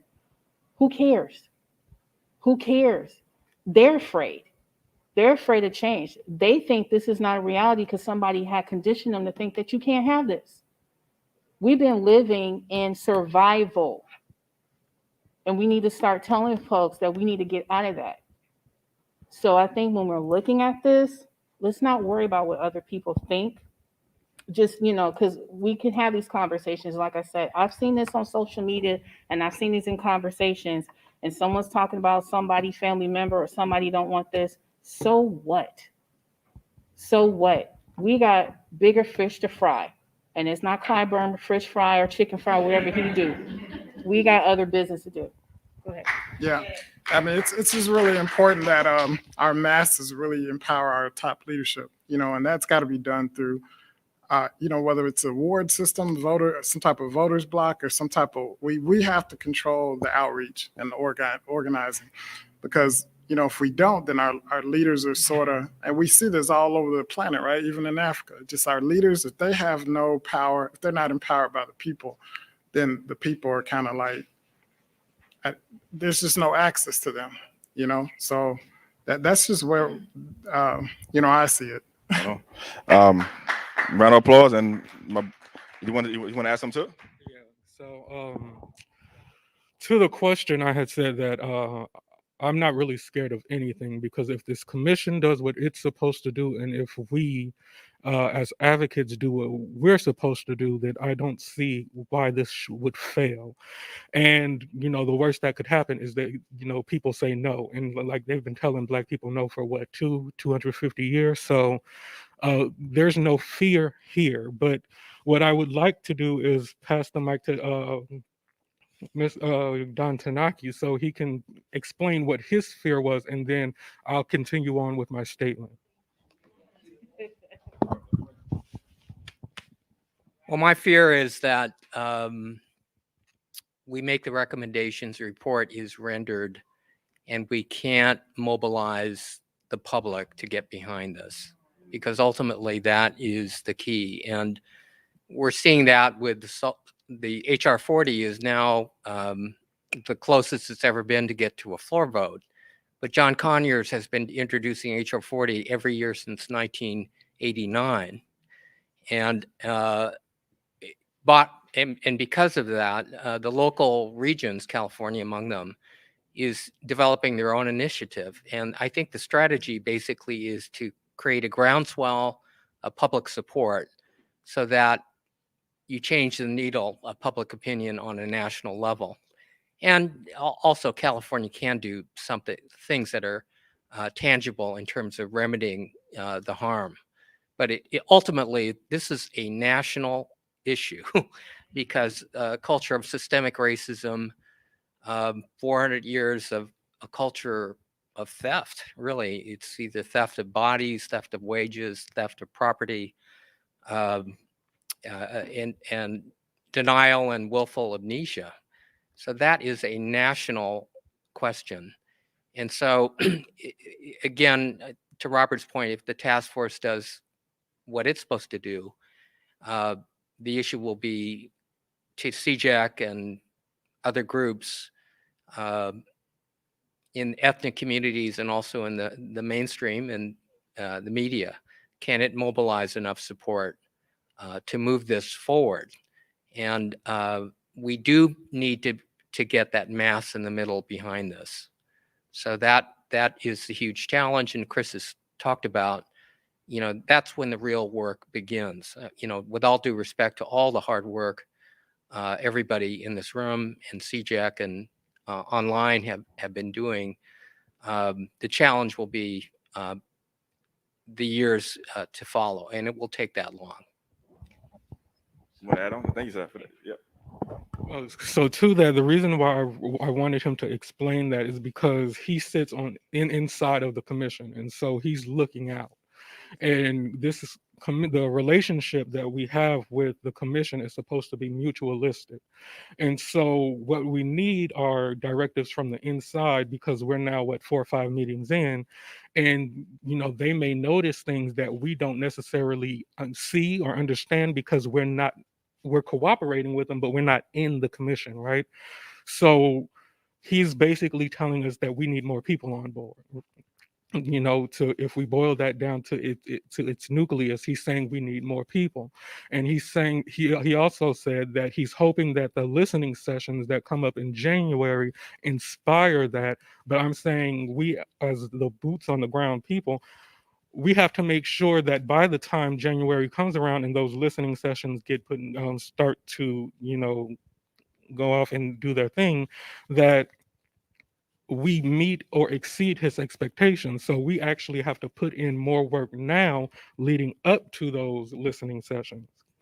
And, people who are ADOS, formerly ADOS, who are, now NAASD, people who are now BTP freedmen, all of those groups, we've done a good job because in 2 to 3 years, we've gotten the topic of reparations this far. But he's saying that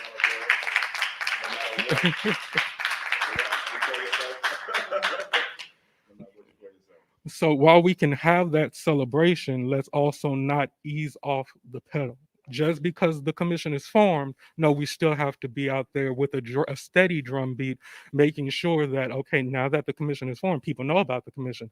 And now that the commission, they're doing proposals, well, people know what the proposals are, and they know where the proposals are going. And so that's my comment. Thank you for that. Round of applause. I want to go to, you were kind of in group 1 and 2. I want to go to group 2 here, and then come to group 1. Talk a little bit about your fears. What are you afraid of, if anything? A couple of things we talked about was that the reparations that the California Task Force made, the proposal, it's the wealth gap.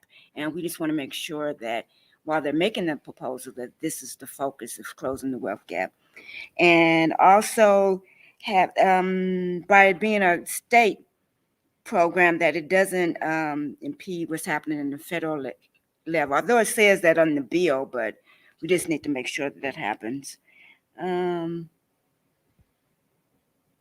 we also want once we get it, we actually want the government to kind of have hands off. Once proposed, we want to have it.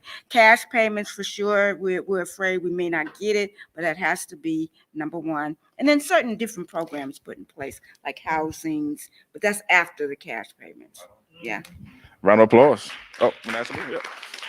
I just really have a concern about the government's involvement with the whole movement, because they aren't necessarily supportive of this move. In the committee meetings, there's already been some DOJ kind of shenanigans going on. So we just want to make sure that the government doesn't kind of come in and try to usurp or distract us, so that, you know, it'll move us away from our direction, or they might manipulate us into a direction that we don't want to go to, and it's not helpful for us. Please, another round of applause for group 2. Great work, great work. Feeling like a game show host here. All right. Number 1, come on. All right, once again, from our group, a lot of the other groups covered kind of what we talked about, but one of the issues that came up in this group is we talked about the fact that reparations as an issue is kind of considered toxic in our politics. And we're hoping that this commission, obviously the commission is there for the stated purpose of investigating reparations and making recommendations in California, but we really hope that the commission is not afraid of making people uncomfortable. Like the starting point where we're at right now, reparations is treated like a third rail political issue. And for those of us in the room, this is near and dear to our hearts. We know its root is justice, and it's justice that's been denied generation after generation and actually been compounded upon generation after generation. So if in terms of fear, the fear that we discussed as a group was that the commission would be afraid to make people uncomfortable, that the commissioners or people in support of reparations would be afraid to quote unquote lose friends. This is not an issue that is going to necessarily make us friends at this point. We would like to see it become an issue that's more mainstream, but we really hope that the commission isn't afraid to do the work of making people uncomfortable with the truth. Round of applause, please, for group 1. And I'm gonna come to Mario, and then we're gonna wrap up the workshop portion, and then we'll spend, if you could, Dr. Samaki, stay for another half hour or so, and you have a chance to talk to a real live task force member. Yes, sir. So this is what I want to say. I keep talking about the community outreach. It's so crucial, man, because the case studies come out of that, right? And so the community outreach, the thing about the data is it already exists. It's in where the grassroots people already go. And it's in the job centers, it's in the housing groups, it's in the program. So for instance, you have the National Fair Housing or the Fair Labor and Housing groups, the EEOC, the civil rights groups, and the police station. They all collect data. So you need to understand, like, who is hosting this data, you know? And so that is coming directly from the descendants of slaves. For instance, there's a group called the African American Community Services, but they don't have access. They literally can deal with the case studies of the people, but who parents them is called Sacred Heart. Sacred Heart has a history that's connected to the Catholic group that used to actually enslave Africans. And it's funny how that system's still set up right now in San Jose, where that still system, the African American community can't even get access to government resources until they go through Sacred Heart. And so Sacred Heart, so African American Community Service can say, hey, this is what's happening to our people. And then they can say, we're going to deny you. And I literally called this out with a senator's legislation. I said, you said this money is for all people that have this housing, but don't you know Sacred Heart is using this exclusionary data policy and this system here that excludes people? And I said, so what are you going to do about, you have legislation that's for the people, but this right here, it discriminates against the Black people. Never got back with me. So that's letting you know that with us not being able to collect this data from these these resource centers where the grassroots already go to, like we have to be able to ask the people, do you want to provide a case study?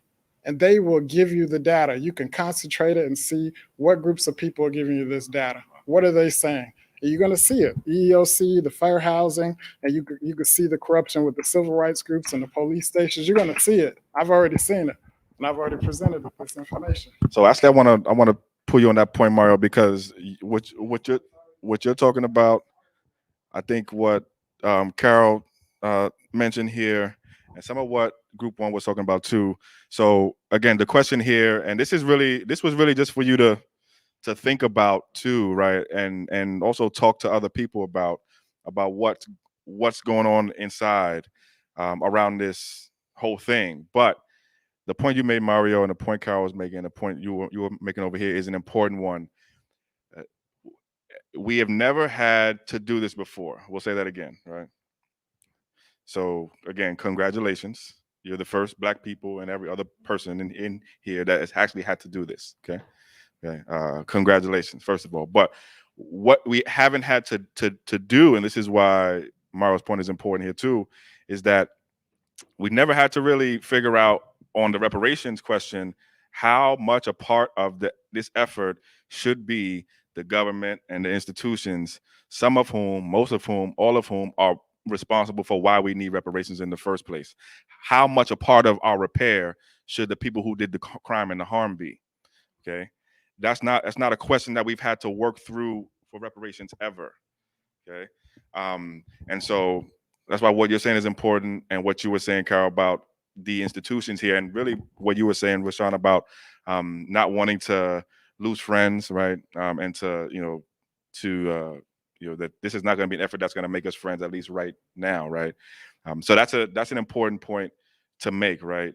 One of the concerns and the concern around that and the fear around that could be, hey, that the same government that did this to us doesn't want us to get reparations, so they get in the process and then mess up the process for us, right?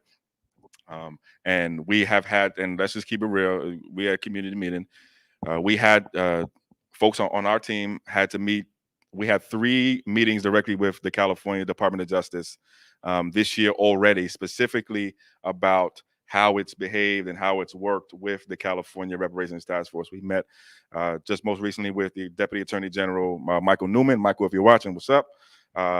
Deputy Attorney General of the Office of Civil Rights, whose team, or at least whose division, is where the people who support the California Reparations Task Force in the Department of Justice are. Okay. Without making this too complicated, the law that created this task force says in it that the California Department of Justice has a role to play, and that role is that the California Department of Justice is supposed to assist the task force members in doing its job. Okay, but the California Department of Justice is also one of the institutions that is part of the reason why we need reparations in the first place. Okay. All right, that's our law enforcement arm of the state, pretty much, right? So it's a big question, right? How they gonna be a part of it if they part of why we need it in the first place? So we've had some conversations already with the DOJ staff and the DOJ folks, because there were some real challenges and questions about, were the people in the government and the DOJ actually helping the process? Are they hurting the process? Okay.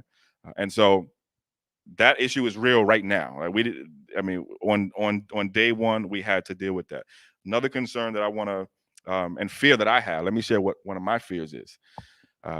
Anybody know what Prop 209 is? Raise your hand if you heard Prop 209 before. So Prop 209, Proposition 209 was something that California voters did back in 1996, which basically put into our state constitution language that says the state of California cannot do anything specific for any one group of people, any one racial group of people, in public contracting, public employment, and public education.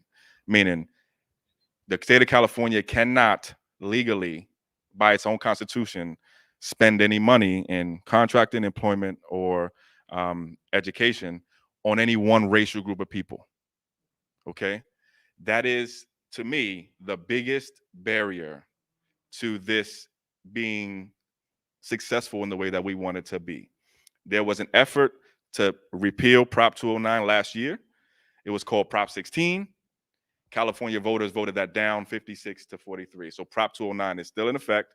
Section 31 of the state constitution, which is what Prop 209 created, is still in effect. And it still says there right now that the state of California shall not discriminate in public housing, education, contracting, meaning spend any money on any one group of race, ethnicity, ancestry, origin group, sex, or some other status. Okay, so to me, before we even get, and I know we asked the question about eligibility earlier, but before we get to eligibility, that question has to be answered for me. How are we going to deal with that? Okay, because Prop 209 right now is telling you who's eligible. Okay, and you can read it for yourself. So that's what one of my fears is. And to be honest with you, I would love to see a proposal from the task force to give us a way to either repeal 209, amend 209. Tell us how we're going to do something with Prop 209, because it's to me that's one of my biggest fears. So there were two hands on this. Did you want to say something, Jen?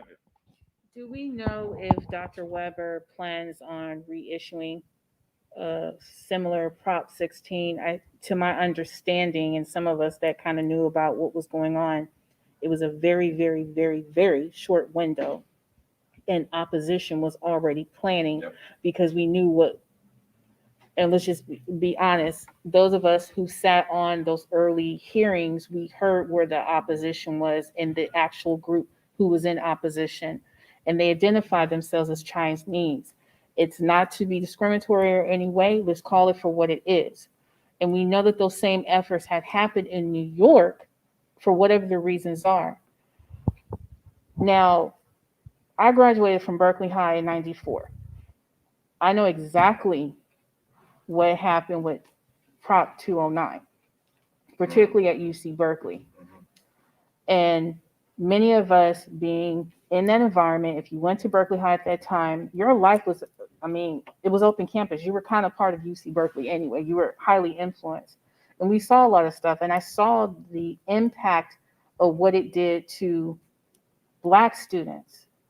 So they can put whatever they want in the language, this group to that group, whatever. The code word was anti-Black. We know who they put up front. We know who they dug up out the grave, and I'm going to say that, for the efforts of last year, because we know Ward Connolly was part of that bill. Ward Connolly, yeah. Yeah, well, one of the things that I noticed, it seemed as though, and I don't know if this is true in terms of what it was meant to be, but I think what was marketed seemed to focus about education. Right. That is the way that we received it coming off of high school. And I think a lot of people think that now, and even some of the opposition that we heard in some of those hearings, in the early hearings, the Senate hearings, it seemed to be it was scripted, but it seemed to be education-based. And I'm wondering if the voters just did not understand what 209 was or is and the impacts of it. They were thinking of education. No, I want my child to go here. Well, as some of you may have known that I've shared when it was ACA 5, and you had the UC Regent president, and you had one of the assembly members was on Channel 2 doing an interview, and they showed the fall to 2019 enrollment. And you saw the difference in numbers. And I was like, that supports everything that I was seeing in my mother's neighborhood. So there was obviously a group that was highly benefiting from what we may call affirmative action, but they're saying, no, it's not affirmative action. It's racist, and that's what some people were saying. I think part of it is they didn't understand what it was, and they decided to vote against it. So I'm wondering if there are efforts, I don't know what the process is, should she try to do it for next year? So let me answer the question specifically. So the question is, and so there's a little bit of background here. Again, last year, there was an effort, a state effort, and y'all probably was a part of it, to get rid of Prop 209 because a lot of people saw that it's in the way. Right? And so that effort was called Prop 16. Now Secretary of State Dr. Weber, but then she was Assemblywoman from San Diego, Dr. Shirley Weber. By the way, Dr. Weber is the author of the bill that created the Reparations Task Force, too, by the way, AB 3121. Dr. Weber introduced, I think it was ACA, I think it was ACA 5. So she introduced some legislation, ACA Assembly Constitutional Amendment 5. Okay, let's do a little bit of political education just real quick here. Normally, you see a law, right? That means that law went through the California Assembly, it went through the California Senate, and then the governor signed it. Then it became a law, right? Proposition 209, though, changed our state's constitution. There's a difference between the Constitution and the law, right? Actually, the laws have to agree with the Constitution. The Constitution governs our laws, okay? So in order to change the Constitution, the people of the state have to agree. Okay? That means to change our Constitution, you got to come to the people with a ballot proposition or something, some question. Do we, the people of California, want to change this part of our Constitution? In '96, the people of California said, we want to add Prop 209 to our Constitution. It was an anti-affirmative action. It basically banned affirmative action in California. Okay? Prop 16 last year started out as what we call ACA 5, Assembly Constitutional Amendment 5. That was by Dr. Weber. And I think Shannon was there. We were there. We went to hearings for it. We gave public comment for it. We showed up, I think, Kim, we were at the Capitol with, basically during COVID, doing battle outside, verbal battle with some of the groups that were outside protesting and wanting to, stop any changes to Prop 209. So the question is, will there be another effort to repeal 209? I have no idea. I have not seen any efforts for it. I would like to see a proposal from the task force itself, from the California Reparations Task Force, and some ideas from them about how we deal with Prop 209, because it's just, to me, it's like at the core of like, the kind of proposals you can make in a Prop 209 world versus a non-Prop 209 world are very different. In a non-209 world, you could have proposals that say this is specific for this one group. Right now, that's illegal. It's unconstitutional and illegal here. Okay, so we have a big fight. Okay, to just move that big boulder out the way, and then we can get to the meat of the proposal. So that's one concern that I have, and I want to stop the conversation here because I do want to respect everyone's time. We're gonna have more of these. Okay, so no worries. I know there's a lot probably coming up now. I do want to again acknowledge and thank our sitting California Reparations Task Force member, Dr. Don Tamaki. Excuse me, Mr. Don Tamaki. I gave you a PhD, Mr. Don Tamaki. And so, Don, I'm actually gonna switch gears here as we wrap up and just have some conversation. First, thanks for coming again. Second, I know the folks here are gonna have questions for you. But I have one question, if we could just start with, and that is, can you just tell the community here and the community watching, because you're the only person in here who I believe has actually ever received any reparations or is a part of a family that's received any reparations. So we're trying to get, there. Can we turn the camera this way? Is that? All right, come on up. Come on. Why don't we do a little sit down? Yeah. Do a little sit down, Thank you. Yeah. Welcome to Reparations Report. By the way, subscribe to my podcast, Reparations Reports, on Spotify, Apple, Google. We give you all the news and info about all different reparations efforts going on across the country. It's also on YouTube, Twitter, Instagram, at Reparations Report. All right. So we're joined by California Reparations Task Force member Don Tamaki. Thanks again, sir, for joining. All right. Thanks for staying for the whole time. He's been here since before 2 o'clock, and it's about to be 4:30. So I know folks are gonna have questions, but my question for you is first, can you just tell people about one, your family's experience your family's history as it relates to reparations and how you got into the fight for reparations. How and why?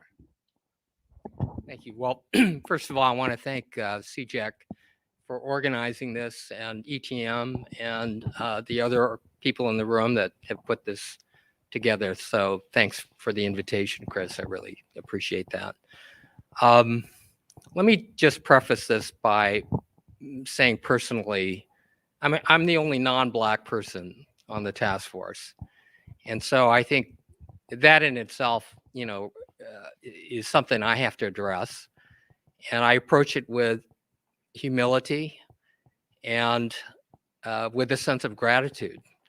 And I'll tell you why. So the origins of my family go back to the late 1800s, at a time when California was virulently anti-Asian, anti-Black also, but anti-Asian.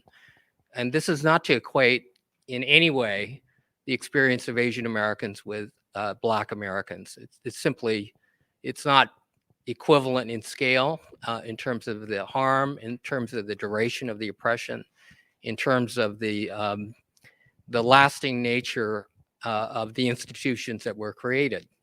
But we were impacted by that. I mean, my family, my parents, grandparents ended up in an American-style concentration camp for 4 to 5 years, along with other Japanese Americans. And so the cannon got pointed in our direction also. When my father, but he was able to get a GI loan. He was drafted out of the camps. They bought a house in Oakland, and the real estate agent that sold them the house got fired because of the segregation.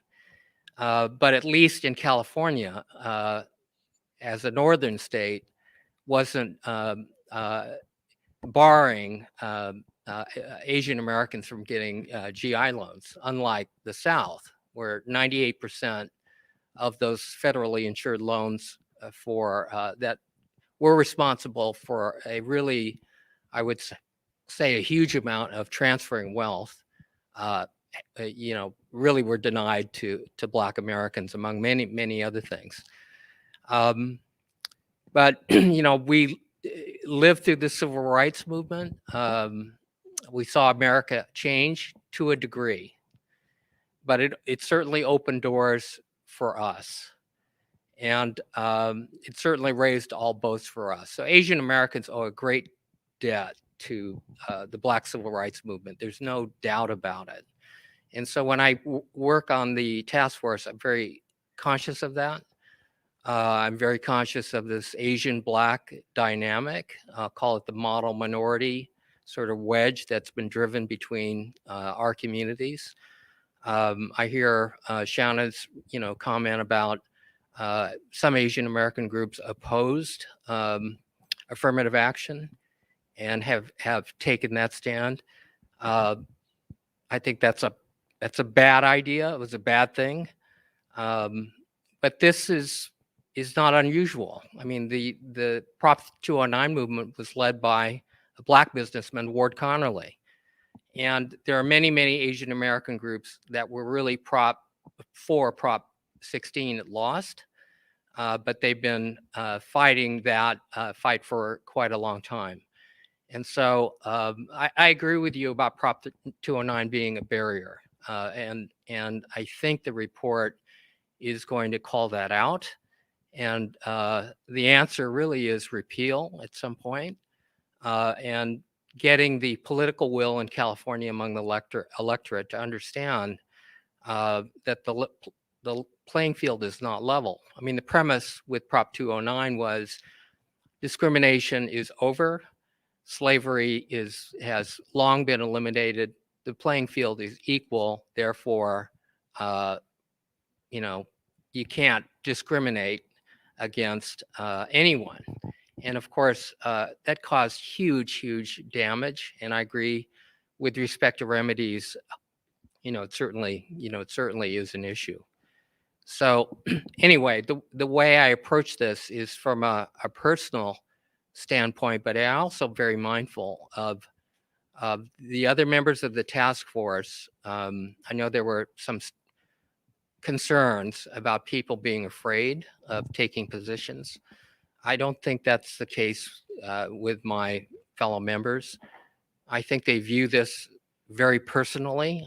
I think they feel the burden of generations on their shoulders, not just for themselves and their immediate families, but for generations past.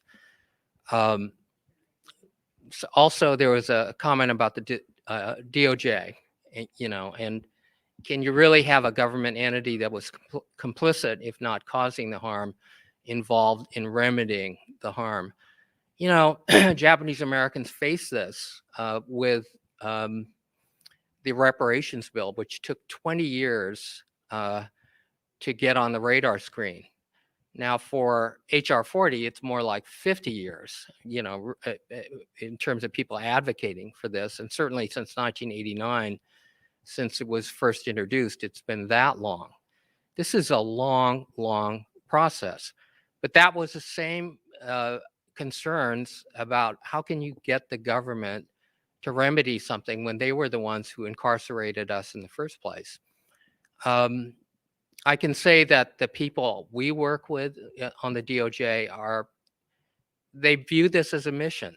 And I think they're sincerely believe that this is the right thing to do. And it's not, this idea of the government repairing its own wrongs is not novel. It's happened throughout history. Japanese American redress and reparations is simply one thing. And the government has been involved in some horrible things, including, since we're in COVID-19, this issue of medical experimentation and the Tuskegee experiments and this sort of thing. But that ought not to be a reason for us to turn against vaccines, for instance, and other things that are also government supported. So I think it's time for us to look at this with a little bit of discernment and with an open mind, but at the same time be mindful of the harms and the dangers that have happened along the way, to certainly to the greatest degree, I'd say, in the longest degree to African Americans, but to many other groups of people of color as well. You asked me originally about the redress and reparations effort of Japanese Americans. In some ways, it's not applicable because the scale is completely different. When we talk about years of discrimination since in California, but more importantly, 4 or 5 years of incarceration and loss of businesses, loss of jobs, theft of property, theft of land that occurred during that time. Terrible, really, but not comparable to 400 years of what's happened to African Americans. So the scale is different. So many things are different about it. They call it reparations for the Japanese Americans, but it was really more atonement because the actual losses were in the billions of dollars. Now, for African Americans, it's in the trillions of dollars. And somebody mentioned Darity and Mullen's book, From Here to Equality. I think he calculates that at something like 14 trillion. I've heard 19 trillion if people were truly to be compensated. And for the Japanese American redress and reparations effort, if you were dead when the legislation was passed, you weren't eligible. The estates, the families didn't get anything. You had to be living at the time the bill was passed. And there were other eligibility requirements. So we had the same sort of, I think, similar disputes and conflicts in our own community. And I think some of those can be informative, can inform, what's going on here. But it really was atonement. I wouldn't call it restitution or reparations in the true sense. But it happened. It was acknowledgement, and that of the things that we talk about in reparations, acknowledgement. I think Shauna mentioned an apology, but an apology without money behind it is empty. It has to mean something. It has to be done in a way that it can't be and should not be repeated. It should be marked for all posterity. So some of those things were fulfilled in the redress and reparations effort, but many weren't. But still, I think there are nevertheless some things that are helpful, in the current effort, which I hope to point out, as this process proceeds. The only other thing I would say, I don't want to talk too long just on my stuff, but I think it's very, very important that in January, when the community listening sessions start, that all of us do as much as we can to shine a light and get public attention on this. Because bear in mind, most of the public knows nothing about this 400-year history. They know a lot about it, but the average person in California, let alone the United States, knows nothing. And when I think the educational level among non-Blacks with respect to slavery is that it ended maybe in 1865, 1867, and level playing field thereafter. And that's where we're at. And so in order to generate the political will that's necessary, I've realized people said, we've studied this enough. We don't need to study this anymore. Well, you've studied it enough. But for the rest of the public, they have no idea of the racial violence that went on, how brutal Jim Crow was, de jure segregation enforced by law, de facto segregation, the redlining in the Bay Area that went on that deprived generations of wealth. They have no idea about the ever widening wage gap. So all of that, we have to shine a light on this. And I think I'm optimistic. I'm hopeful that once people understand the depth of this, then the reasoning behind why 209 is important and other kinds of things will make more sense. But I do believe there wasn't enough foundation for that for Prop 16. And that's why it lost. But I do think that the demographics of the country are changing. By 2050, most of the United States is going to be looking like California. And I think there's a reason that after the Floyd murder in May 26th of 2020, that what followed was the largest protest in American history. And they weren't Black folks that were marching. They were very multiracial. In the civil rights movement that I lived through, they're principally Black-led and Black participants. In the 2020 and following protests, really different. So there are certain things that give me hope that we can move the needle on this. Thank you for that. And we're gonna go to some more questions. I want to follow up on one or two things that you said. I'm gonna do my best interview job here now. So one thing that as part of Coalition for Just Equitable California, we met with Mr. Tamaki. I keep giving you the doctor. Thank you. We met with Mr. Tamaki. I believe it was in either June or July. We met with every single task force member directly. Almost everyone was.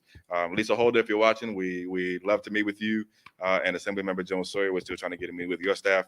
Please connect with Nick. So one of the things that you said in the conversation that we had with you back in July directly, and one of the things you just mentioned right now, I think it's probably good for us to touch on a little bit here, is the fact that you mentioned that there were disputes within the Japanese community itself at the start of the reparations effort. And you even told me, and I hope I can say this, but that there are people who still don't talk to this day based on the fights that they were having inside their own community, even after they got reparations, okay? So I think that one, I want you to talk a little bit about that as much as you can. But I think I want to raise that because it's important for us, I think, at this stage of our early reparations work, right? Us new generations of reparations activists, that we understand that there was disputes and infighting among other groups who were doing reparations too. And they actually were successful in the end. Okay, and that is not uncommon. Right. So if you could just talk a little bit about. Well, the conflicts within the Japanese American community were so deep, it put the legislation in jeopardy. People thought that, okay, the legislation was proposed and it passed, but it had a very, very rocky road because Japanese Americans didn't all agree on it. When people came out of the camps, a number were homeless. They lost all their property. They lost all of their businesses. Some people died in those camps. People didn't want to talk about it. They just sucked it up. And I think that's also true in the Black community. The trauma that goes on is often, and the losses are often simply not talked about because people have to endure, they have to go on. And you're talking about, something that ended in the end of World War II, 1945. And then what the bill was being brought up in the late 70s and in the beginning of the early 80s. And so same arguments. People, they were saying, why do we want a study bill? We know what happened to our community. We want money now. We need to be, and some who took the opposite view, saying we've lost so much that any amount of money would be an insult. I will not take anything. And we had fights over eligibility. There were almost 120,000 Americans who ended up incarcerated from Oakland, Berkeley, San Francisco, Seattle, Los Angeles, up and down the West Coast. They were forced out of their homes at gunpoint and then put in 10 concentration camps stretching from California to Arkansas.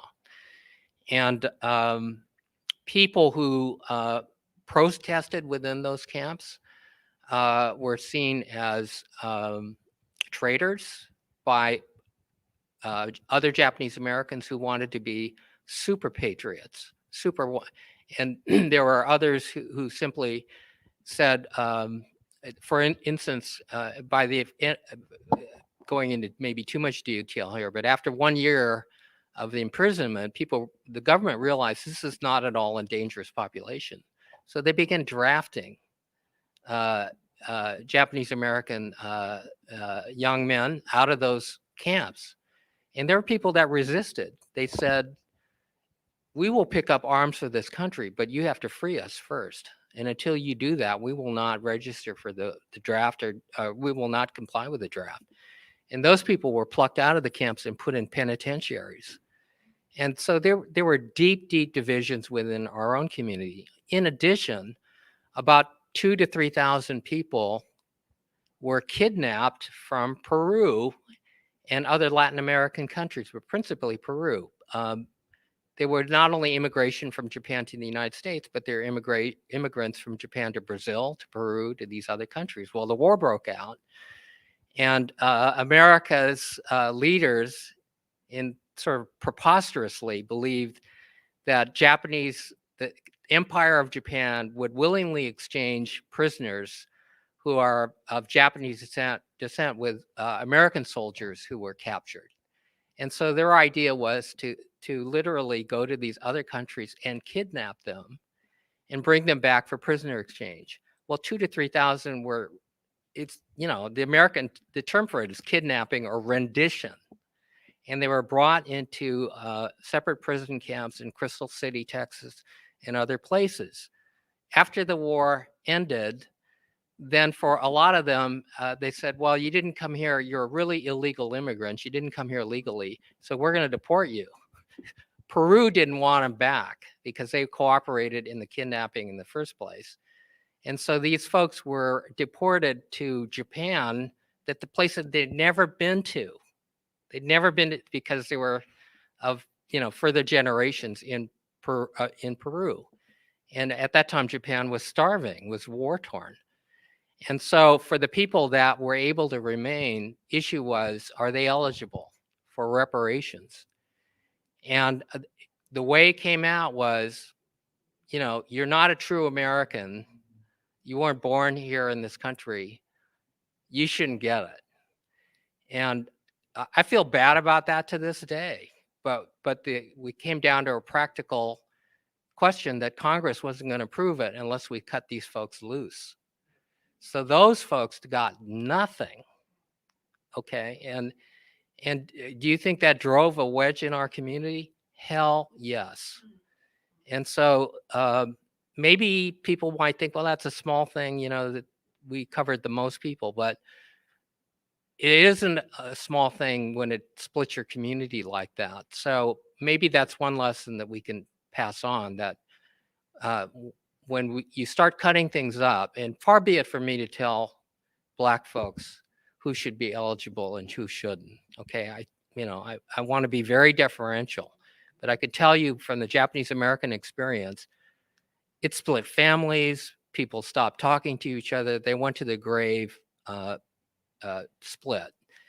And there were other things that happened in the camp. I'll just spend 5 more minutes just on the subject. You know, after the first year of incarceration, the government decided we can figure out who we can draft and who's loyal and who's disloyal of all this population. So they began administering loyalty oaths. Well, the question 28 and 29, 28 was, do you forswear allegiance to the Emperor of Japan? And 29 was, and will you take up arms in defense of the United States? Well, people like my parents who'd never been to Japan, knew nothing about it, would saying, well, how could I forswear allegiance? They began to overthink the question. They said, how could I forswear allegiance to the emperor when I never had allegiance in the first place? Is this a trick question? Other people who are immigrant Japanese Americans, from my grandparents, by law, they were barred from becoming citizens. They could not become citizens if they wanted to be. So if they said, well, if we forswear allegiance to Japan, we don't have a country. And then what are we going to do? And their children said, well, we need to go wherever our parents go. So if they answer the question no, we have to answer the question no too. And as to the other question, will you bear arms for this country? People said, I'm not, they've already taken my property. They've already taken my business. I've already been kicked out of my community. And they want us to answer this question? Hell no. And they answered no. Or others answered it conditionally. Yeah, I'll bear arms for this country, but free us first.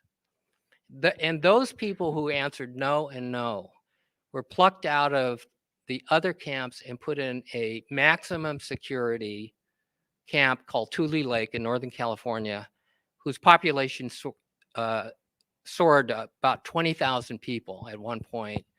And unlike the other camps that would have 6 guard towers, Tule Lake had 24 guard towers, a battalion of 1,000 soldiers, and 6 tanks patrolling its perimeter, double with a stockade in the middle.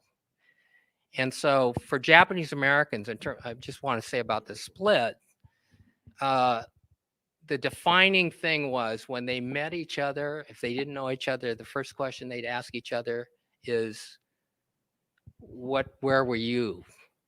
And if they said Tule Lake, people would just turn their backs on them and not deal with them, because they were the people at Tule Lake were labeled traitors when they weren't.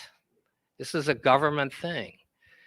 But I think it's a tale of a warning of when we get into this area of eligibility, and you begin to separate out your own community, and you begin to separate out the extent of the harm. And that's a legitimate inquiry. I'm not saying it isn't.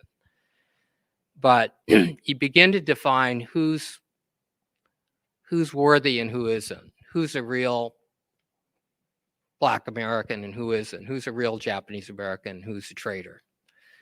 And that could create problems downstream. So I don't know how I'm going to end up on this. I want to hear what Shirley Weber is going to testify to. I want to hear both sides. I'm totally agree with the comments about an uncompensated, ignored invisible, large, the biggest portion of the harmed population of being American descendants of slavery. So maybe that's where this should all end up. Or maybe we should come up with something that is a little more nuanced, that compensates those individuals for that loss, but also recognizes the racism against, just being anti, the consequences of blackness in America, So, but that's just, I can only sort of look at it from my own frame, and the divisions that it can cause in your own community are very significant. So I'll say that, throw that out there, that there's quite a bit at stake here when you begin to unpack everything. Thank you for that thoughtful answer. Definitely a lot to chew on, and I have my own questions. I want to get to some of y'all questions though. So questions for Mr. Tamaki from the audience. Anyone? Quick questions. Yep. Shanna. All right. Mr. Tamaki, thank you for sharing your history with us. I think one of the things that you had touched on about the divide that your family and maybe community members had experienced, I think one of the things that is slightly different, or if not unique, to those of us who are lineage here, no matter where our feet may stand in this country, we all somewhat have the same story. And we're kind of an unspoken club of folks, right? And so I think if anything, if it came down to what many of us have been very vocal about, the eligibility is those who may look Black, but you're not lineage. And this is why we have always said lineage matters. Second to that is data matters, right? Because it's supporting all the other factors to this. But respectfully, I would say, personally, I don't think we're going to have that problem, because we already know if someone says something opposite, it means that you're trying to deny what we're trying to tell you are truth. And we have too many stories, unwritten stories at that. That's our support, and obviously what occurred to your family and community, it is a small fraction of time in its history. But many of us, as we can say, we have bone and blood in this soil. Many of us go back even 8 generations before counting back before there ever was a union or a nation. And not too many people can say that. There is no other ethnic group of folks who have been enslaved on this soil, So I personally don't think that would be a problem as far as the divide. If we have that problem, I think somebody needs to be set in a corner and need to be talked to, because what is it that you don't understand about this situation? But as we have stated before, and again, when we do have this discussion of what reparations is, and thank you when you were talking about reparations versus atonement, because once you paint the picture of your story, you can kind of see the difference of that. But in terms of when we're talking about reparations, we know it is a national thing, right? And you have these various unique situations. But I don't think we're going to have that problem. I think most people who have a better understanding of what this is are starting to look at themselves differently and have that pride of the lineage part first, than the superficial Blackness. And it doesn't mean that somebody else can't understand it. It is what it is at the end of the day. Any other questions at all? Yeah. I want to kind of challenge the idea that it'll divide us, because from this standpoint, white immigrants in this country, they understand the difference between the white people that are descendants of slave owners. Because, for instance, Anderson Cooper, he's a descendant of slave owners. He understands his wealth versus whites that are immigrants. The difference is that the white immigrants, they have access and they have protection. When I broke it down as far as like the Black Americans, we have trauma. That's where we don't have protections in society. And we don't have access. Those are the, you know, but as far as like the equity, that is what Anderson Cooper has versus a Black American that was slaves of his family. You know, so it's got to be broken down because the immigrants that come into the country, if they're white, they have access to the jobs and all those things. They have the protection of this society. And so those are the things that protected immigrants get versus what equity gives us. And I want to say, this is when I mentioned that the community organizations have to put together these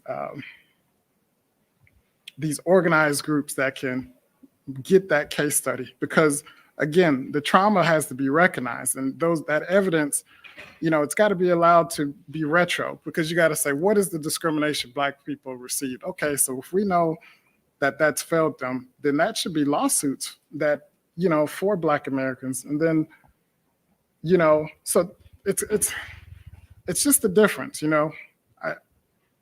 I'm trying to put this out. That's a lot, man. It's a lot. Hopefully I put it out there in a way No, everybody can see where I'm coming from. So it doesn't cause a divide. Because white immigrants, they know exactly the difference between other immigrants that come white people that are descendants of slave owners, but they just have access to come to this country and say, I can have access because the country is set up for me to have that. So we have to separate the two for Black Case people. in point, Donald Trump comes from immigrants. Yeah. I think if we're all being honest, we can say that we do see the divides already, even in just the early stage. I mean, if you spend any time on Clubhouse, that's one big divide. Social media is the devil. But I think that as we're navigating the question of who, you know, who gets it, who's to be acknowledged for reparations, I think that Black people, you know, ADOS, people who are formerly ADOS, NAASD, I'm forgetting all the acronyms right now, but I think that they've done a pretty good job at saying that this is part of a bigger issue, and there is a Black agenda that encapsulates all people, all Black people who have experienced discrimination. But as far as the reparations portion of that, that is very specific to a lineage claim because it has to do with justice. It has to do with people who their rights as citizens was taken from them. And I think that's the part that we're missing when we start getting into the divide. It's like, it's more than just, you're white, I'm Black, you think my hair is nappy, I have dark skin, big lips, and I look like a monkey. No, that was part of it, yes. But there was an actual harm that came out of that for a group of people who have lineage here and who can trace that lineage to before America was even America. And I think that that is where Black people really have to, stand firm and plant their feet. That this is not just about discriminations, it's about a series of harms that came along with that discrimination.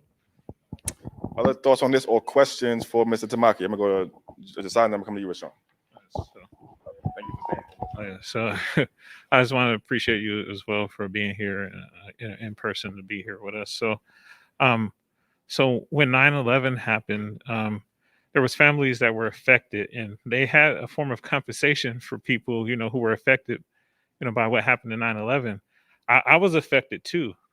I wasn't there though. I didn't get any compensation. So they had compensation specifically for those who lost loved ones and different things like that. So recently they brought up that migrants could potentially get 450,000 who were separated, from their families. That's something that Biden and his administration is currently speaking about. I know families, and I have other families that were separated from their families. Like my grandmother was a sharecropper, and so her mother worked on a different farm. And so she was basically raised under her auntie. So there was lots of people who were separated from families, based on what happened, and they're not getting any compensation. So, but whenever it comes to our people, then it's like, let's include everybody, but I think that we have to be specific because we know of the specific harm that happened to our people. And I'm not saying that racism doesn't happen to a lot of different people, but then that should be a racism class-based solution, but not reparations. Reparations is for the harm that happened to a specific people. Like, and we've seen it happen before. So we don't want to just start including everyone. In the case of Japanese internment, they didn't just start giving reparations to Asians as a whole.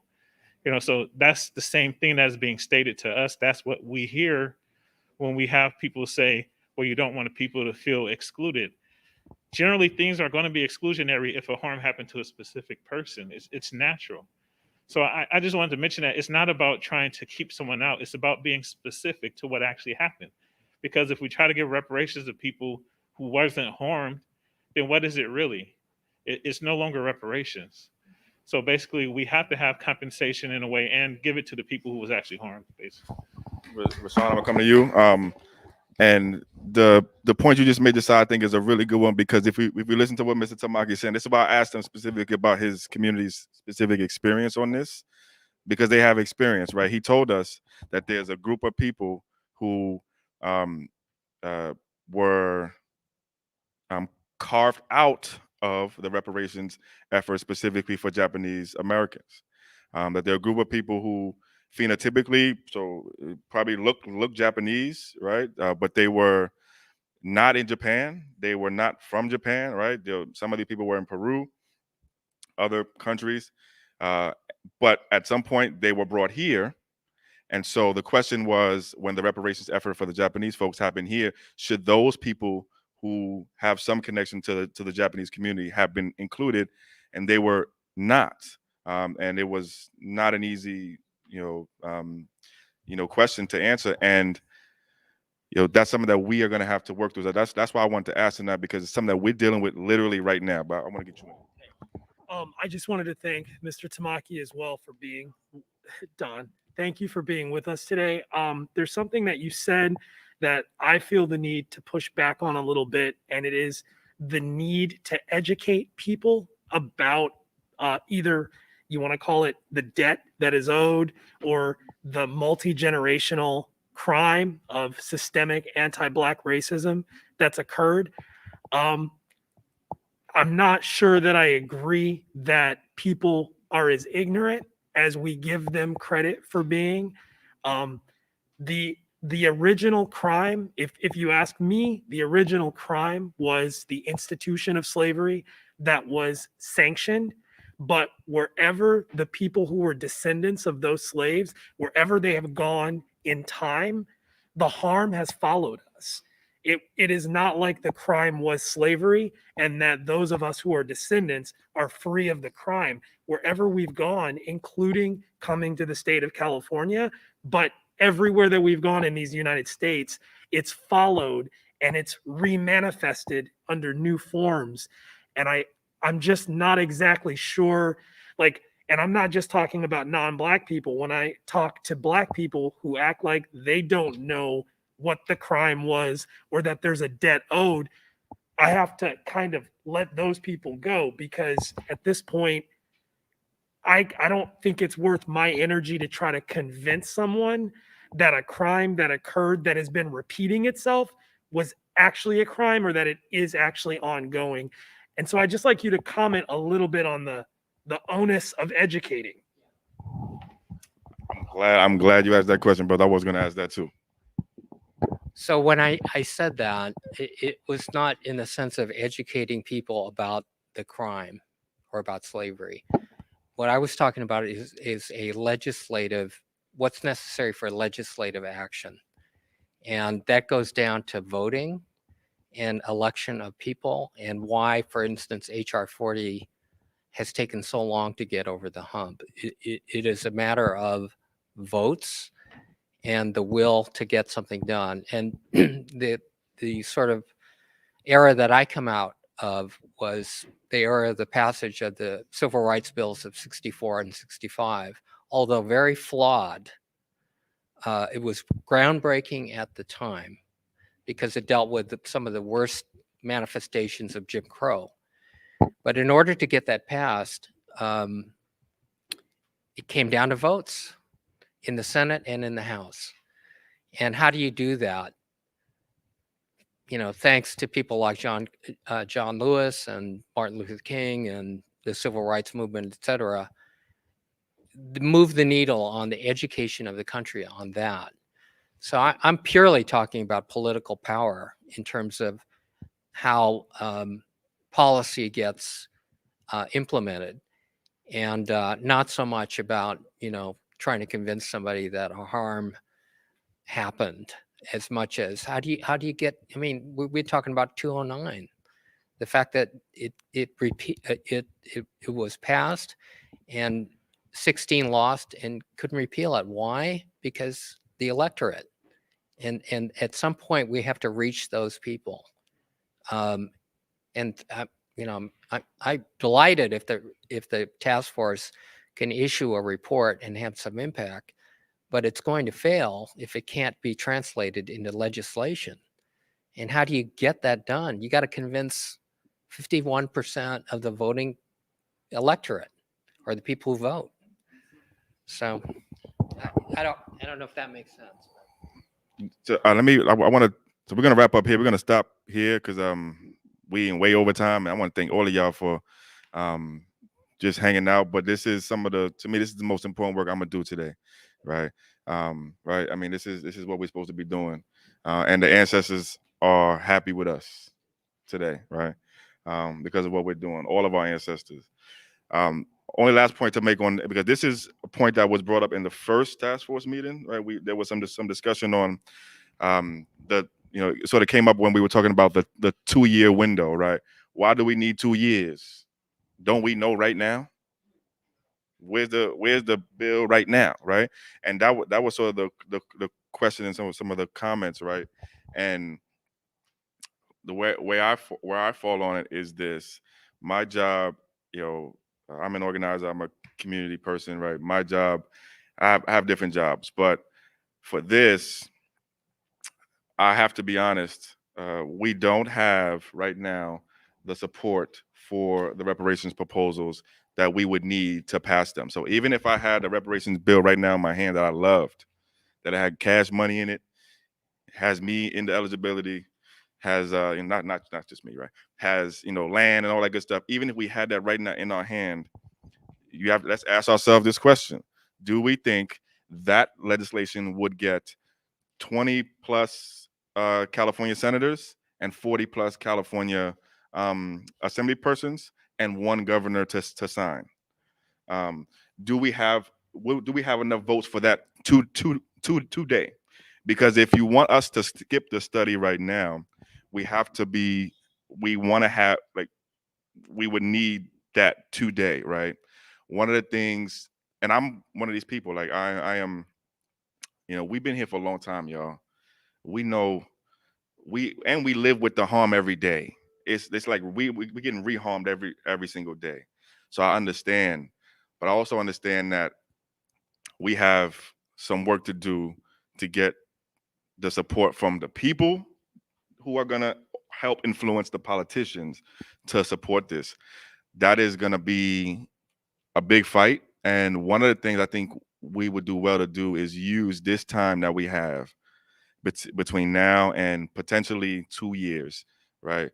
Use this time to build up the support that we're going to need, right? Use this time wisely. So when we have the time, let's use it. One thing that you also mentioned, Don, I think when we talked, or at one of the first California Reparations Task Force meetings, was that in the Japanese case, the public attention, the hearings, the testimony actually worked in the favor of the people who wanted reparations, because people who had never seen this, heard this ever before was like, oh snap, this is happen. Oh, now this is why I gotta support reparations. And actually, you said something that struck me. You said that there were people in people's own families who had never heard the stories from their parents and from their grandparents. The first time they were hearing them was in reparations testimony hearings, and people were in there crying. I never knew this about my mother. This is the first time my mother ever even talked about this, and they're hearing it and seeing it, in a hearing, and that actually made the resolve of the Japanese folks stronger to because we're gonna need energy to see this through. Okay, we're gonna need some strong ancestor energy to see this through, right? So any opportunity we have to create that or give ourselves that, we want to take it. I also, and this probably should have came out in one of the fears, right? But one of my concerns and my fears would have been that the opposite thing would happen. So we would take so long that we would lose the momentum, we would lose the energy, and that the taking of the taking so long part would be by design. So we let's draw this thing out so long, so that way, justice delayed is justice denied, right? So I mean, y'all not gonna get nothing. Am I missing some comments? Right on. And big, hold on, I want to give a shout out to the Friday Jones. Give Friday a shout out, please. A round of applause. Friday is she's sitting Los Angeles Reparations Task Force commissioner. So shout out to Commissioner Jones, Kanta Muhammad. Shout out to the Information Man Show. Check out his channel. Does a lot of great work. Shout out to everybody else who's watching and who's tuned in. We're gonna end here, but I want to give you the last word here, my brother. So with one of the things that was you say about just getting people on board, my final question to you sitting here is, when the Japanese were doing the legwork in order to get the atonement bill, as you would say, to get that pushed through, how important were their social organizations, so like church or fraternal orders and things like that? Because I asked that question because right now the Black church is not operating as it did in the 60s. To put it politely, I'm very disappointed in what the Black church has become. There's a reason why they're at all-time lows as far as attendance is concerned. But the one thing that I feel like the Black church did was those were the social orders. So people would go there not just to, get the word, but they would go there to be social, to commune. And since we don't have those little, nexus of just relationship places that we can go to commune with each other, there's been a bit of there's been a sacrifice, so as people have left the church, we don't have as much direct means of organization. So now that we're not in the church, now that we don't, we still clear of that, the downside is that we're not as organized as we used to be. It's harder to move politics in the way that you would see probably in the 60s civil rights movements. And so that's the question, like, how important were those organizations for the Japanese?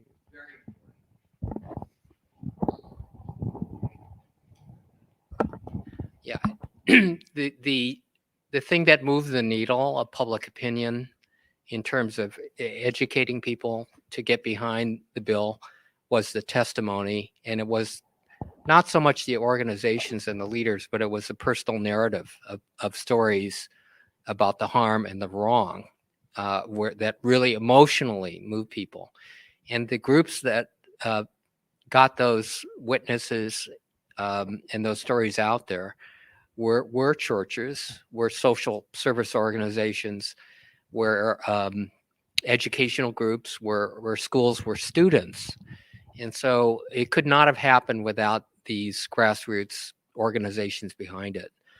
So I hear you. I can't speak to the issue of faith communities. I'm not part of that, segment. But every group, every segment is going to be important in this next effort. All right. Can we thank together Mr. Don Tamaki? Okay. And I do want to give a shout out to one Black church who I know is doing a lot of great work right now. We got one representative here today, member here today, the Allen Temple Baptist Church, if I'm saying it correctly. Big shout out to Carol. Give the Allen Temple Baptist Church a hand, please. All right, Carol has been here. Carol has been to each one of these, so thank you, Carol. Appreciate you. Yeah, come on here. I'll give you a hand here. Give you a mic here. Thank you guys for this opportunity. I do know that our churches has waned in our popularity, but I do want to say that Allen Temple Baptist Church is carrying the baton, and we are having a reparations virtual town hall at the end of January. So we've been working on that and speaking to these issues for a long time, and we will have more information forthcoming, and hopefully many of you will participate. That's right. Thank you very much. I'll be there.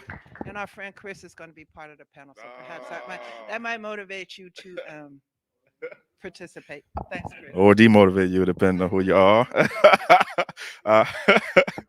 So again, let's thank Don. Let's thank yourselves. All right, Don. You stayed through overtime. Appreciate you. You're free to go, fam. We do have some raffle stuff back there, though.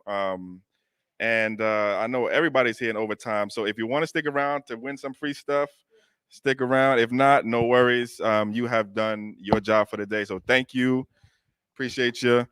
Feel free to have some conversations with Don. I guess we're all done.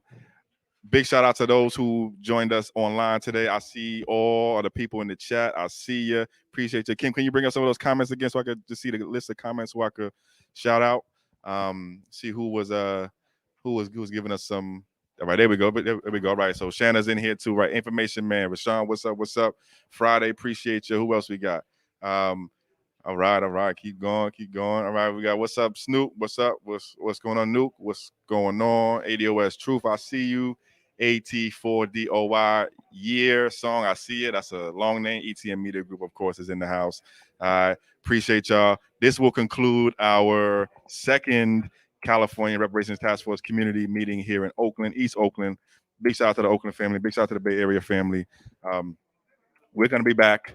We'll do this again. For more information, subscribe to ETM Media Group. Also, make sure you are online at cjecofficial.org.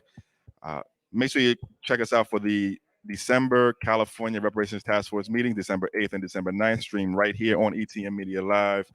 And yeah, thank y'all. Oh, big shout out to the ETM Media Squad, Kim and you, Moya, for holding it down here. Y'all did an amazing job. And thank y'all. Okay. We good to go.